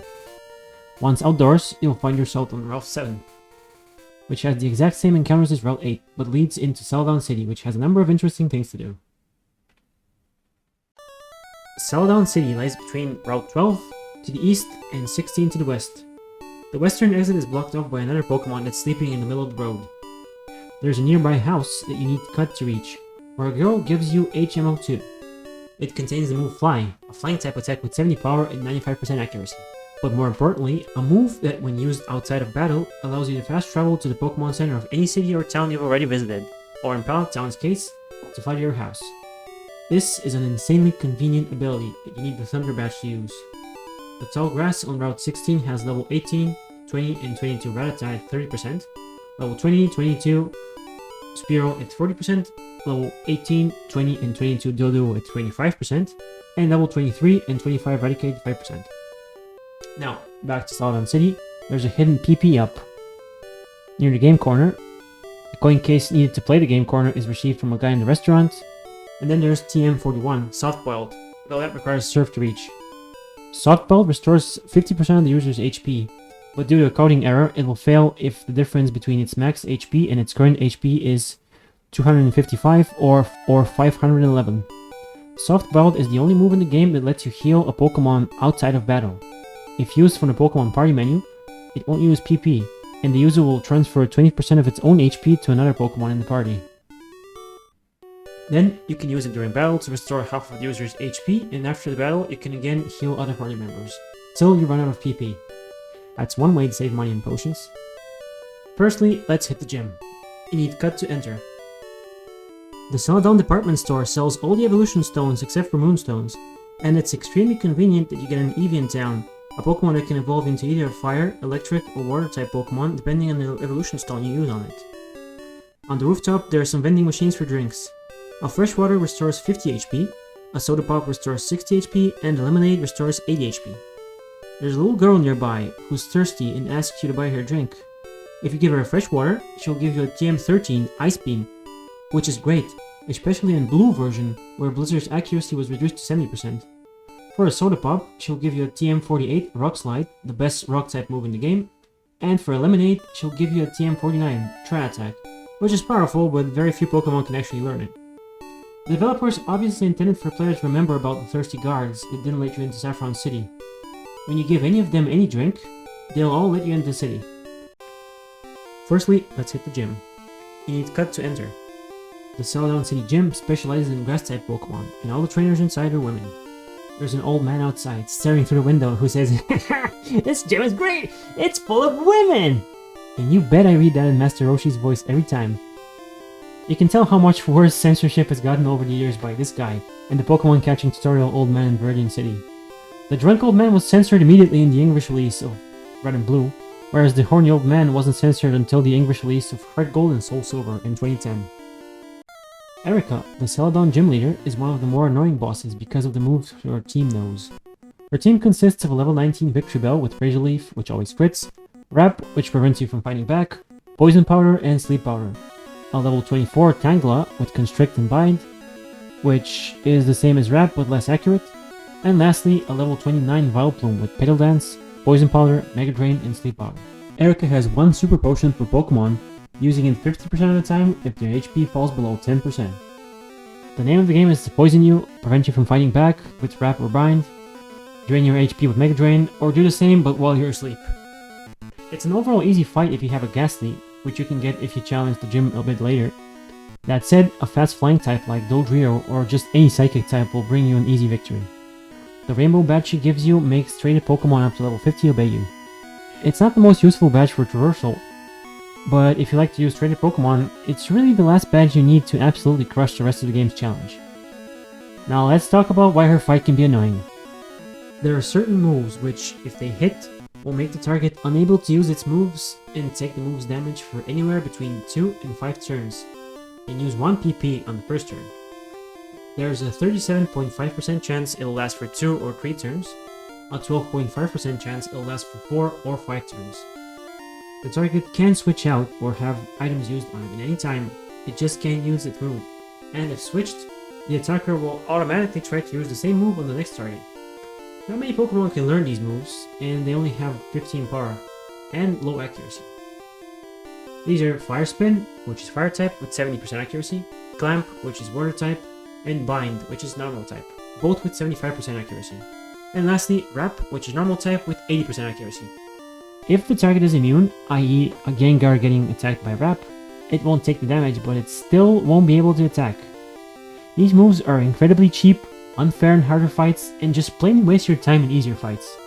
It's good to know, in retrospect, that they were the first thing to get entirely reworked in the sequel. Now, let's talk about the Celadon Game Corner. It's a casino with slot machines where you can play to win coins, which can then be redeemed at the building next to it. There are also a bunch of coins as hidden items on the floor near the slots. Finally, the guy that explains how each gym works is here playing the slots instead of being at work. The rewards you can redeem are slightly different depending on the version you're playing.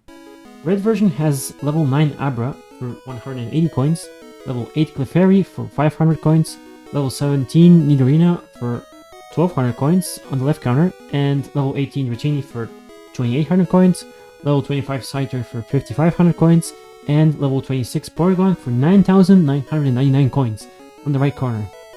Green version has level 6 Abra for 120 coins, level 12 Clefairy for 750 coins, level 17 Nidorino for 1200 coins on the left counter, and level 20 Pinsir for 2500 coins, level 24 Dratini for 4600 coins, and level 18 Porygon for 6500 coins.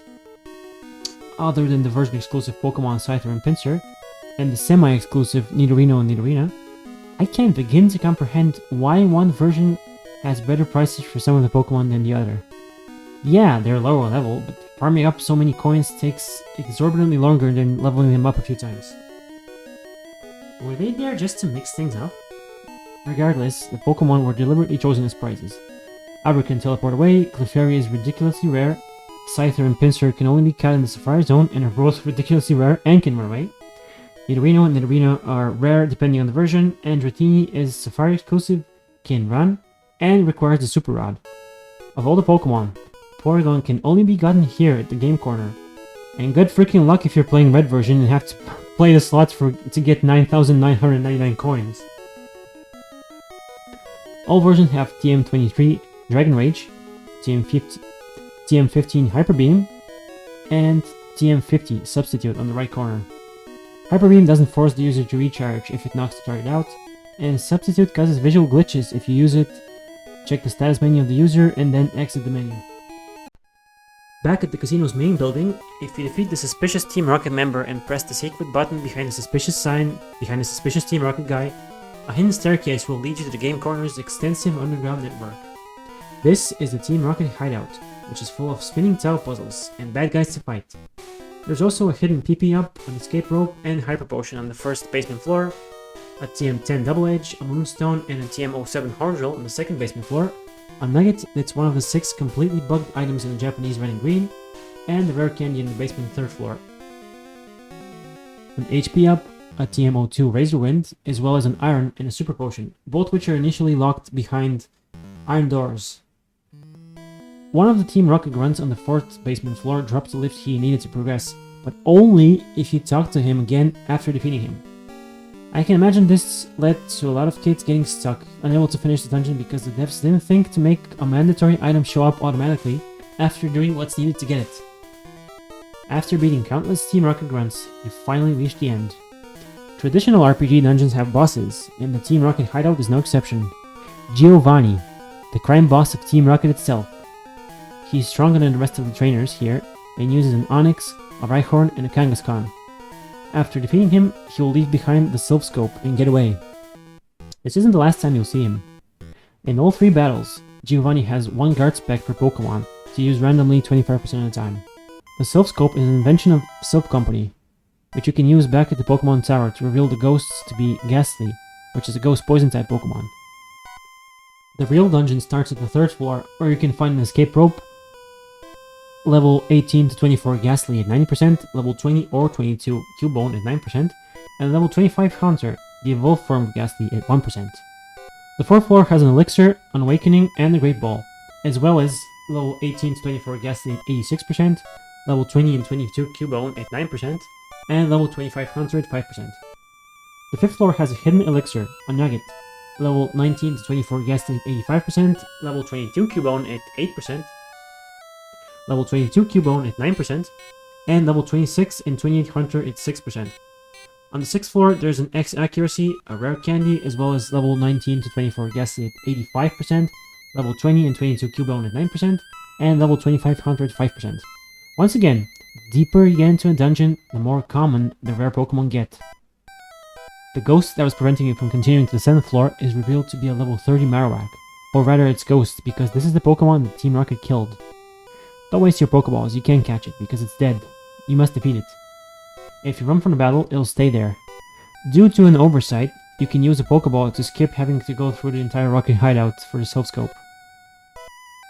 The final floor, the 7th floor, has level 20 to 24 Ghastly at 75%, level 24 and 22 Cubone at 10%, and level 28 or 30 Haunter at 15%. It's here where you have to battle a few Rockets to save Mr. Fuji, who was taken hostage by the criminals when he tried to stop them from poaching. Before returning to his house, he gives the player the Pokeflute, an item with 2 functions.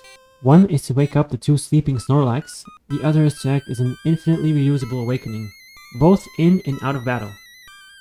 Both of the Snorlax are level 30 and need to be woken up to progress. Snorlax is a very powerful normal type Pokemon that was modeled after Koji Nishino, the game's parametric and map designer. From here on, the player is free to explore the rest of the landmass of Kanto in any order they wish. The way south leads to Route 12, 13, 14, and eventually Fuchsia City, home of the Safari Zone and the Poison-type Gym. While the one west leads to Route 8 and Celadon City, where the Grass-type Gym and Celadon Department Store are located. The Safari Zone is a special area that's meant as a sort of nature reserve for rare and exotic Pokemon. You can't explore the reserve freely, instead you have to pay $500 to play the Safari game. There's also the Zone Exploration campaign, where the goal is to find the safe house. The reward is HMO3, Surf, which is required to progress in the game. The Soul Badge from the Fuchsia City Gym allows you to use Surf outside of battle to cross bodies of water. Now let's talk more about the Safari game. You're given 30 balls for catching. You're given 30 Safari balls for catching, and your Safari game ends when you run out of Safari balls or when you've taken 500 steps. There are some interesting glitches related to the step limit, but I digress. When you encounter wild Pokémon in the Safari Zone, you're not allowed to battle them with your own Pokémon. You can't use any of the items from your inventory either. Instead, you can try to catch them without harming them, and they can run away from you, ending the battle.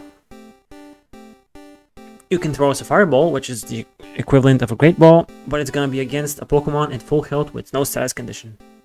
You can throw Bait or a Rock at it, which changes some values.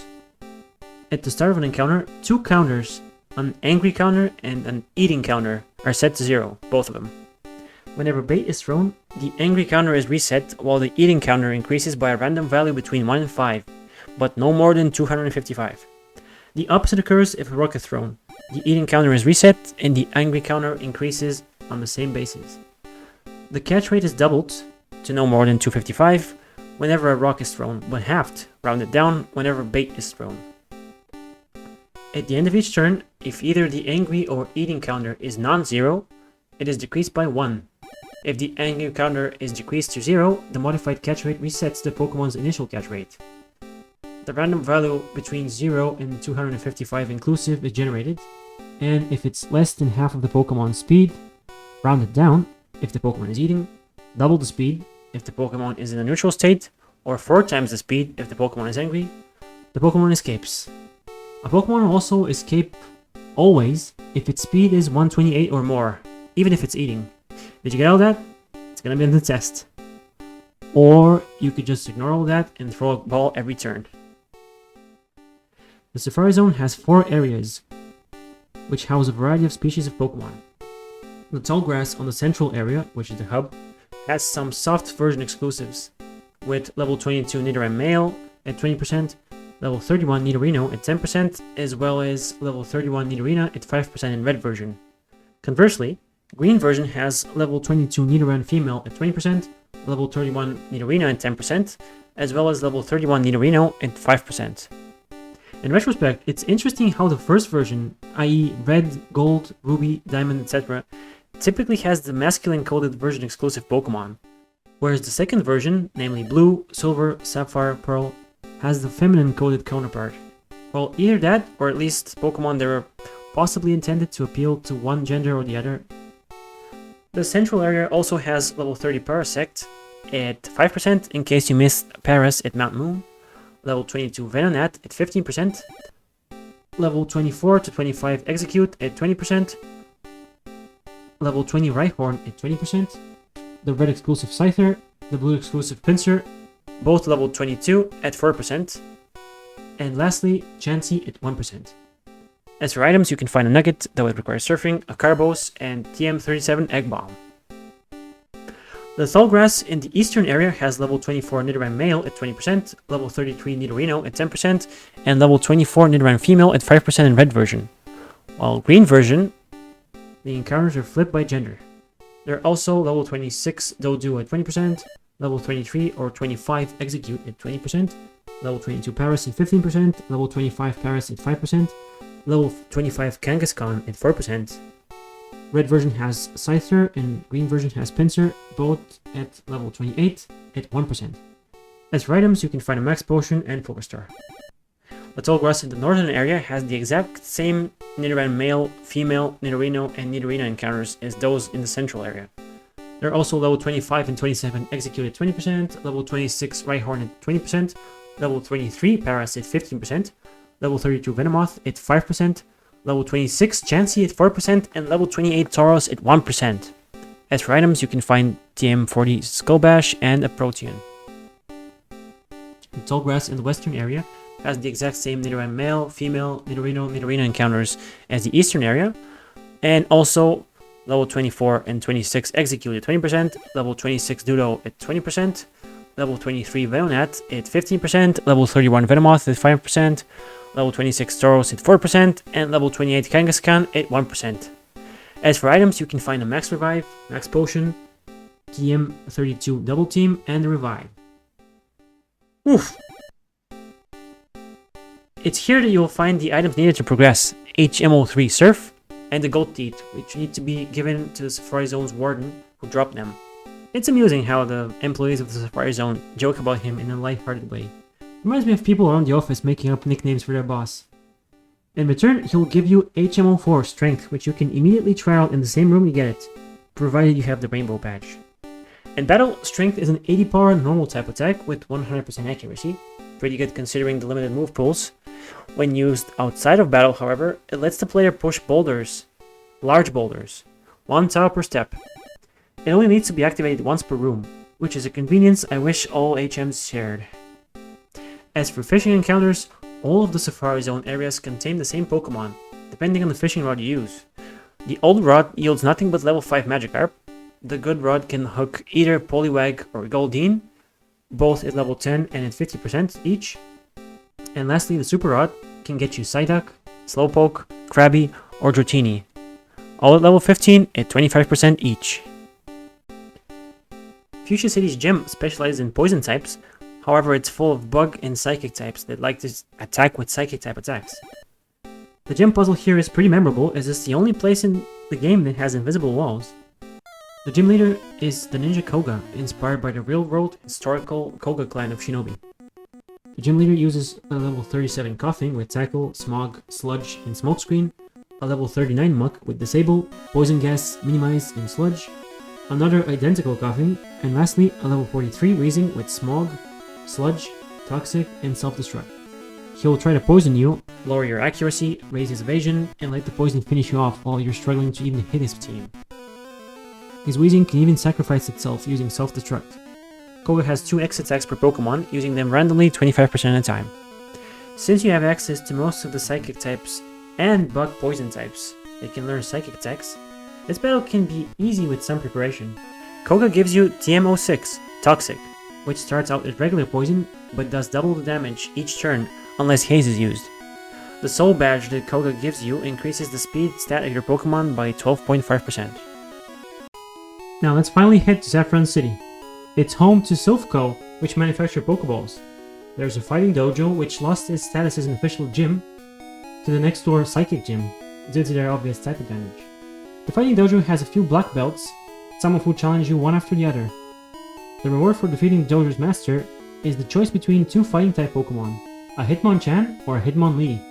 They're counterparts, with Hitmonchan, who has high attack and average defense and focuses on punching moves, while Hitmonlee has poor defense but really high attack and focuses on kicking moves. Due to the fact that moves are coded to do either physical or special damage based on their type, Hitmonchan's Fire, Thunder, and Ice Punch are powered by its extremely pitiful 35 special stat.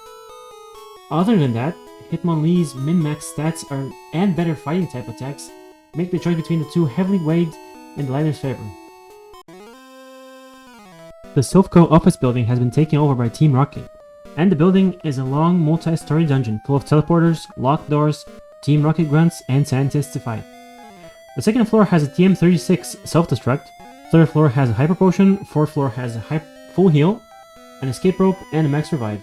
Fifth floor has an elixir and a TM09 takedown, sixth floor has an HP up, seventh floor has a calcium, and TM03 swords dance. Ninth floor has a hidden max potion, 10th floor has a rare candy and a carbos.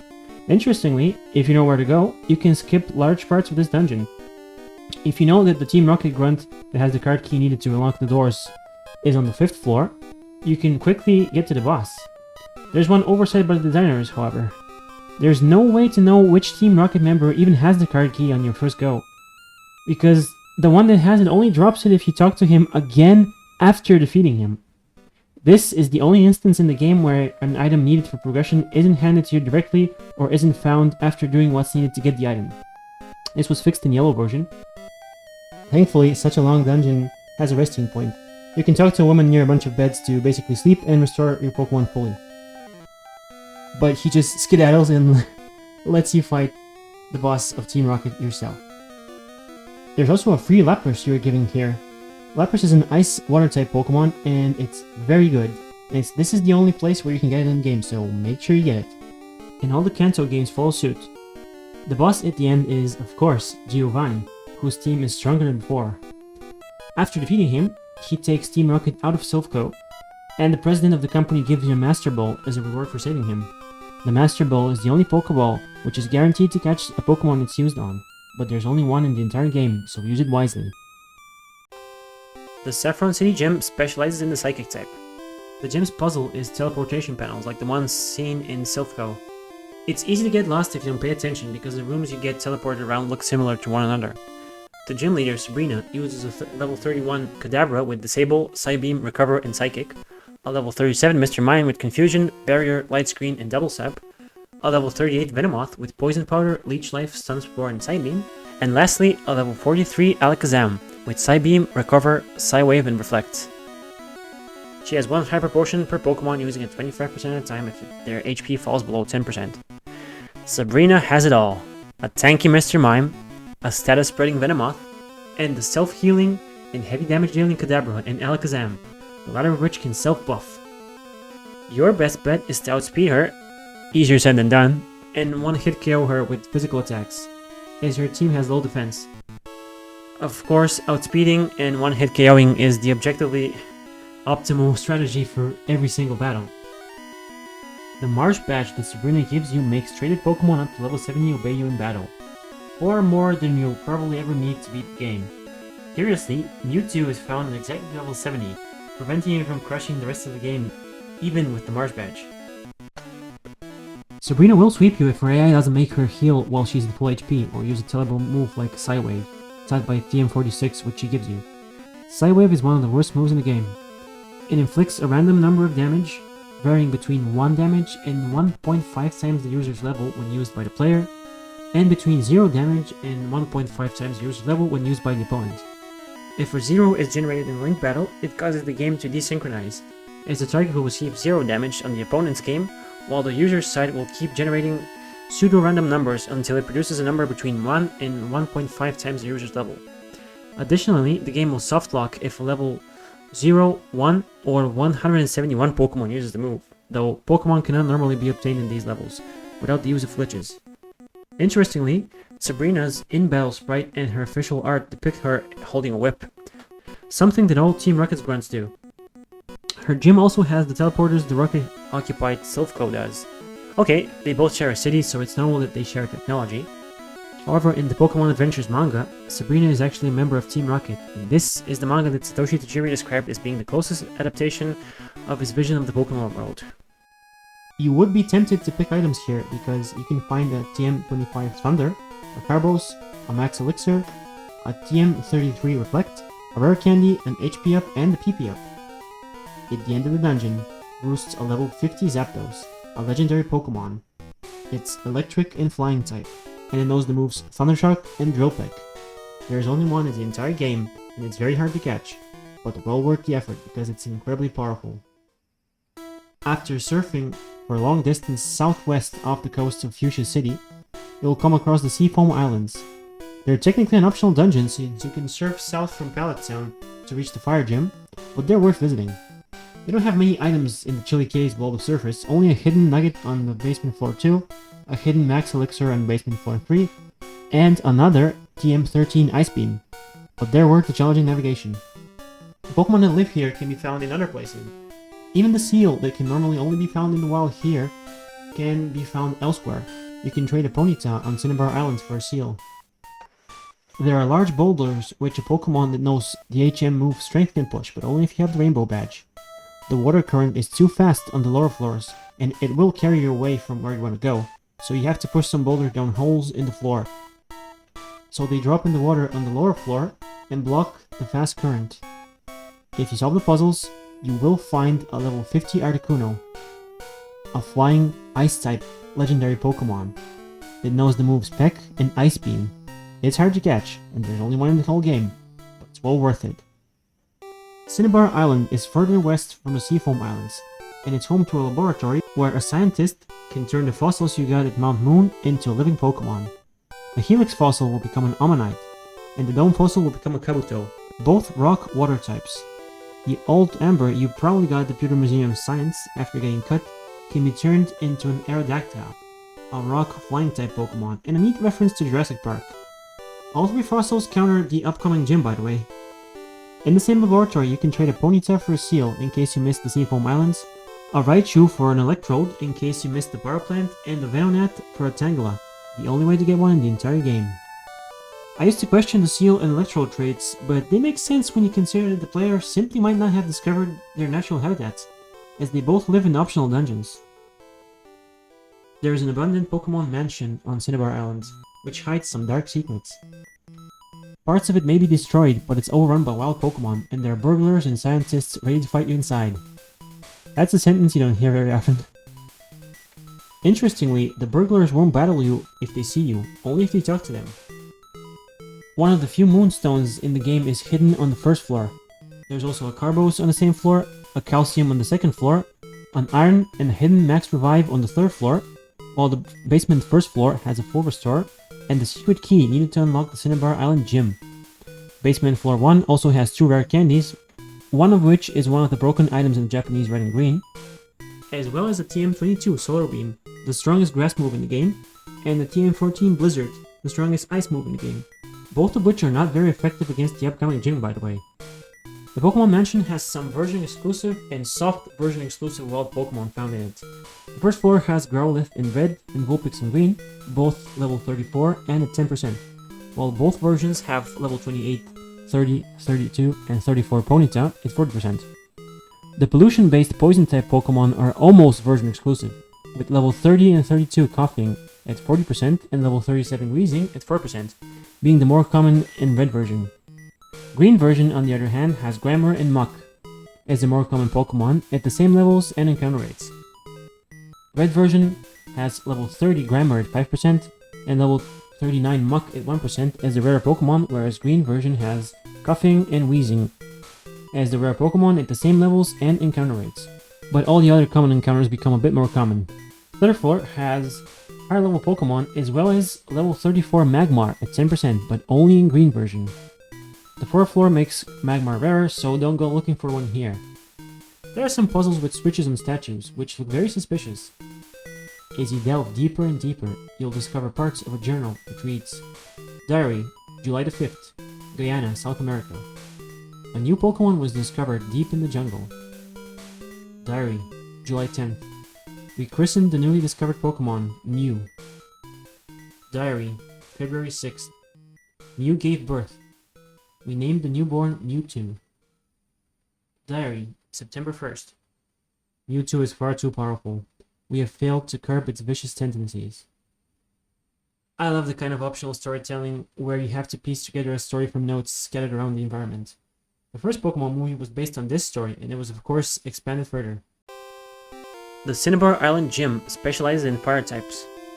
The gym leader is Blaine, an old scientist who loves quizzes. In fact, his gym's puzzle is getting quizzed, and if you guess wrong, you have to fight a trainer. You can't just get the questions wrong on purpose to get some easy experience.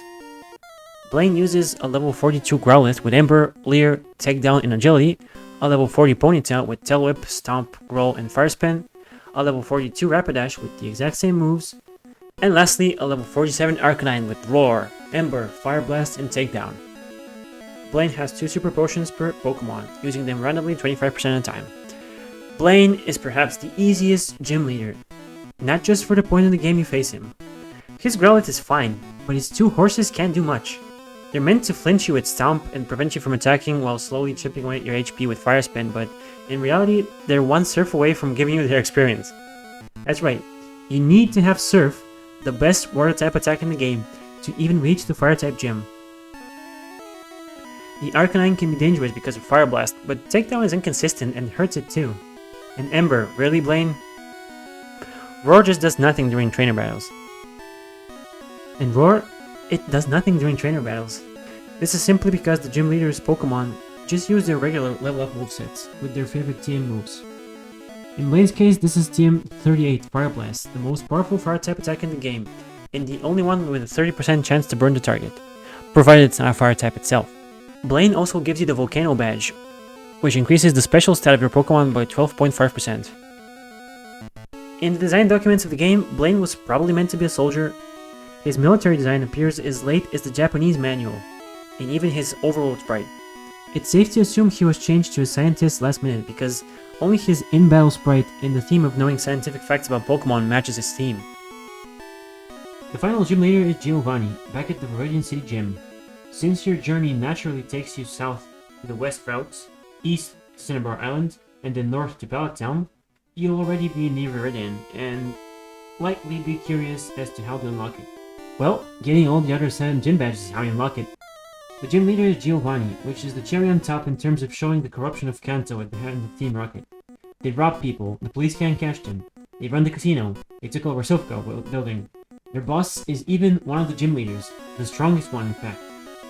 The Viridian City Gym doesn't seem to have a specific theme other than tough Pokemon and try-hard trainers. The gym puzzle is the same as the sliding tiles in the Rocket Hideout. Classic Giovanni, he loves his sliding tile. He uses a level 45 Rhyhorn with Stomp, Tail Whip, Fury Attack, and Horn Drill, a level 42 Dugtrio with Growl, Dig, Sand Attack and Slash, a level 44 Nidoqueen with Scratch, Tail Whip, Body Slam and Poison Sting, a level 45 Nidoking with Tackle, Horn Attack, Poison Sting and Thrash, and lastly, a level 50 Rhydon with Stomp, Tail Whip, Fissure, and Horn Drill. In all 3 battles, Giovanni has one guard spec per Pokemon that he uses randomly 25% of the time. Most of Giovanni's Pokemon have Kaiju-inspired designs, some with strong physical attack, some with high defense and HP stat, and one with high speed. All of them are ground types, which you should have no problem handling.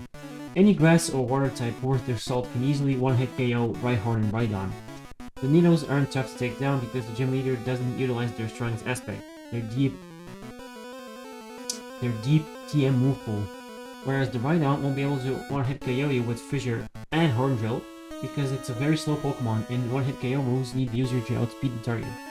Giovanni gives you the Earth Badge, which makes traded Pokemon up to level 100 obey you in battle. That's the mechanical reason you can only enter this gym last. Its badge would make the other obedience badges obsolete, and trivialize the game's difficulty if you add training into the mix. The story reason why this is the last gym is evident.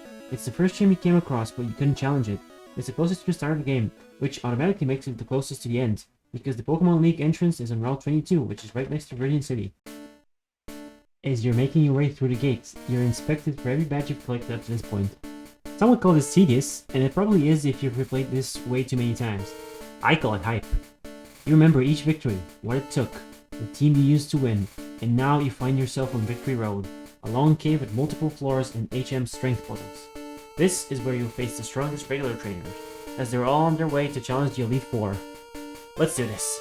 First floor has a Rare Candy, level 22 Zubat at 15%, level 41 Golbat at 5%, level 24 Machop at 20%, level 42 Machoke at 4%, level 26 Geodude at 20%, level 41 Graveler at 5%, level 36, 29, and 42 Onix at 30%, and level 43 Marowak at 1%.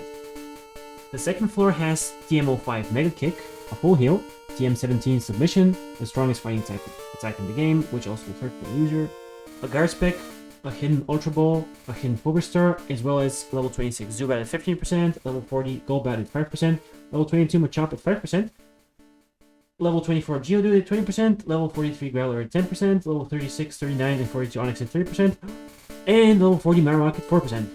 The third floor has a Max Revive, TM47 Explosion, the most powerful move in the game, which also halves the target's defense, as well as level 22 Zubat at 15%, level 41 Golbat at 20%, level 40 Venomoth at 10%, level 24 Machop at 20%, level 42 and 45 Machoke at 10%, level 26 Geodude at 3%, level 43 Graveler at 5%, and level 42 and 45 Onix at 20%.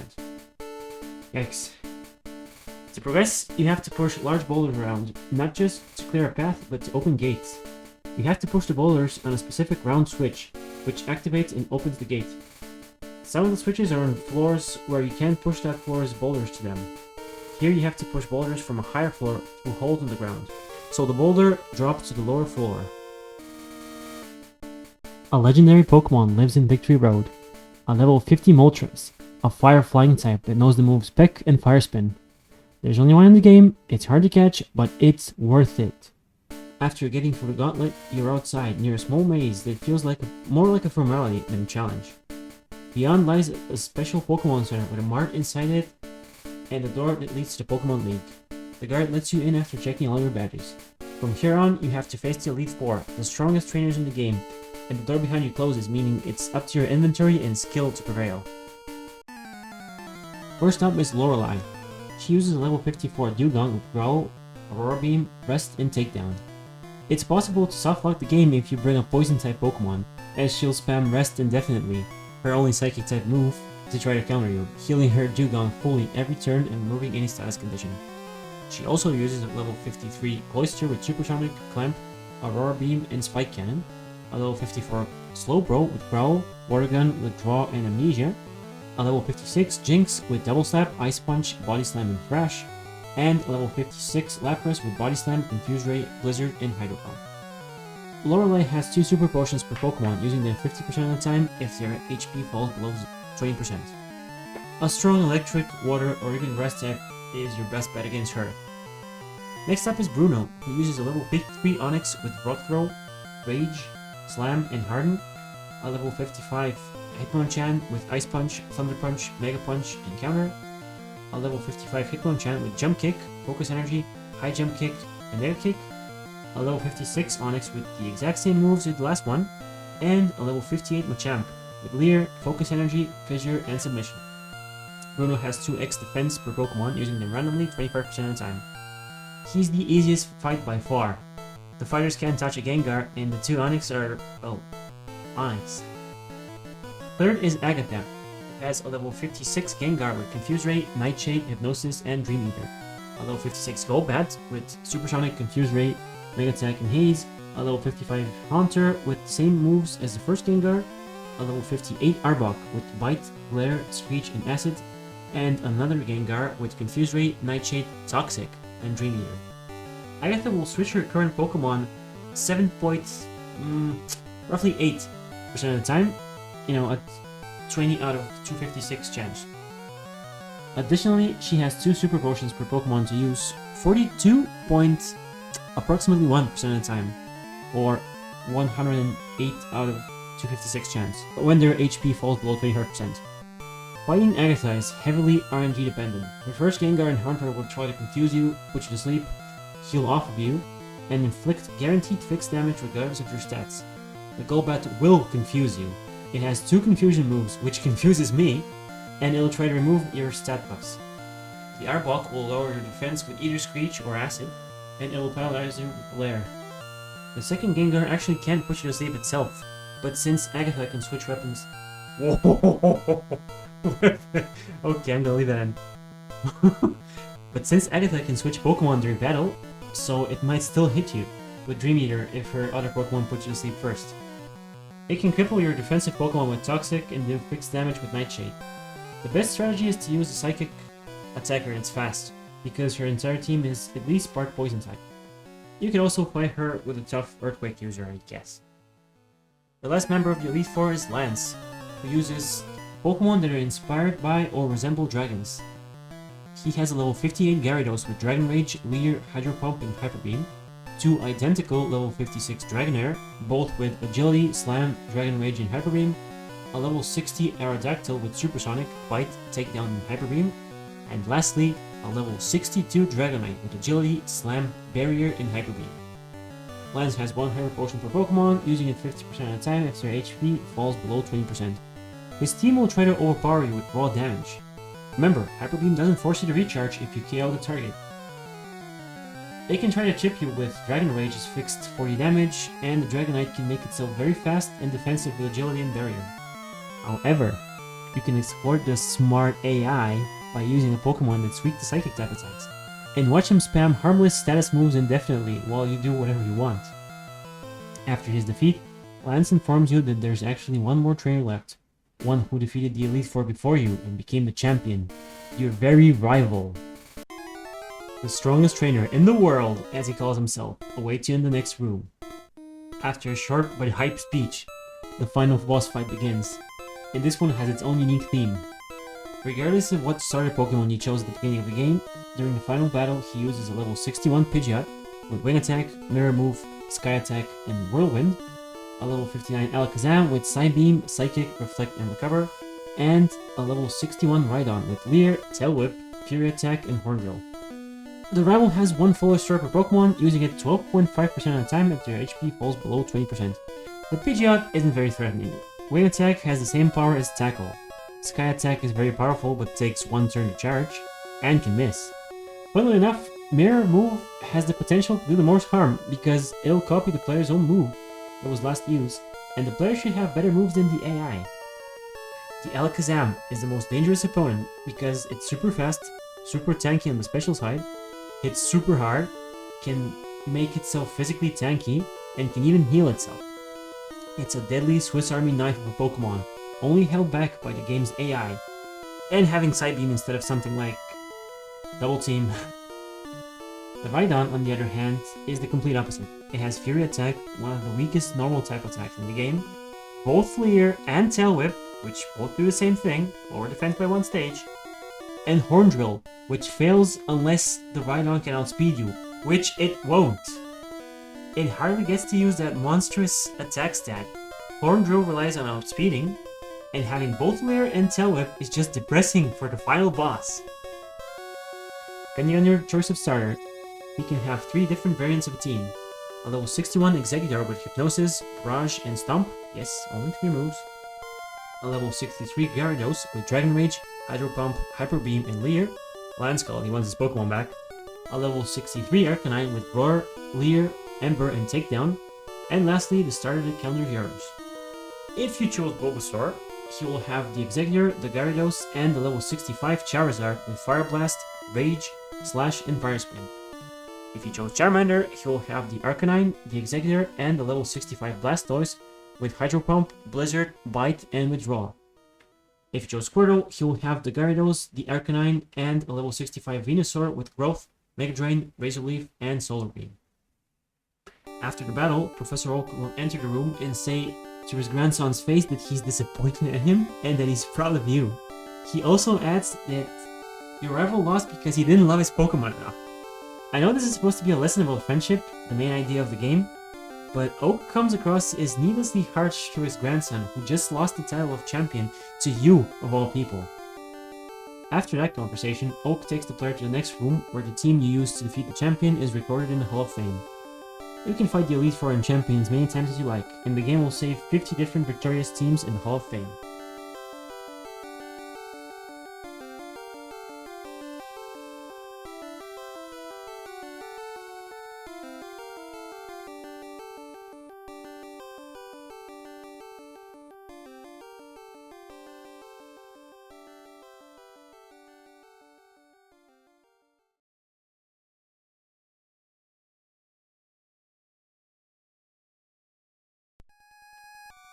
Defeating the champion unlocks the unknown dungeon across the river near Cerulean City.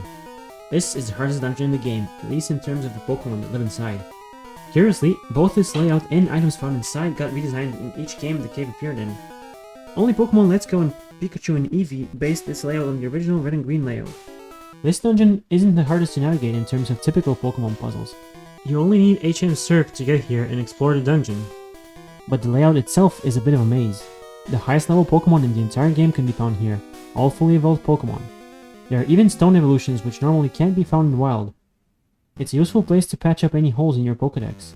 First floor has level 52 Arbok at 10% only in red version, level 52 Sandslash at 10% only in green version, level 53 Raichu at 4%, level 46 Golbat at 20%, level 52 Parasect at 5%, level 49 Venomoth at 5%, level 49 Kadabra at 5%, level 46 Magneton at 15%, level 49 Dodrio at 10%, level 46 Hypno at 10%, and level 53 Ditto at 1%.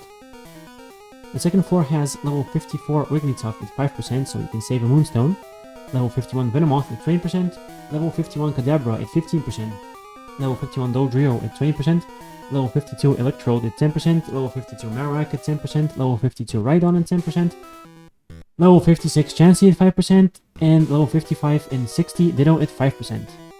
Basement floor 1 has Arbok in red and Sandslash in green, both at level 57 and at 5%.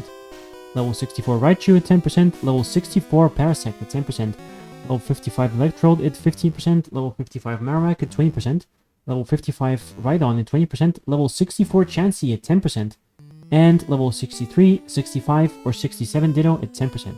Both the first floor and the basement first floor have the same fishing encounters.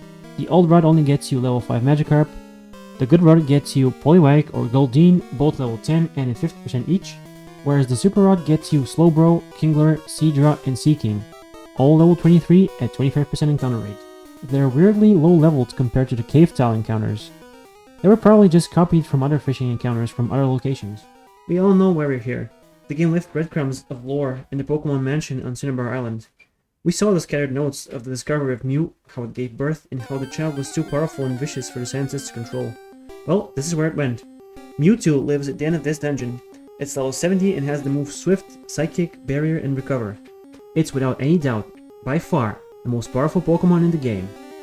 It's the final secret Pokemon for you to catch and destroy your friends in a link battle with. It's also the highlight of the theme of humans tampering with nature, as it was genetically engineered to be the most powerful Pokemon in the world. They succeeded.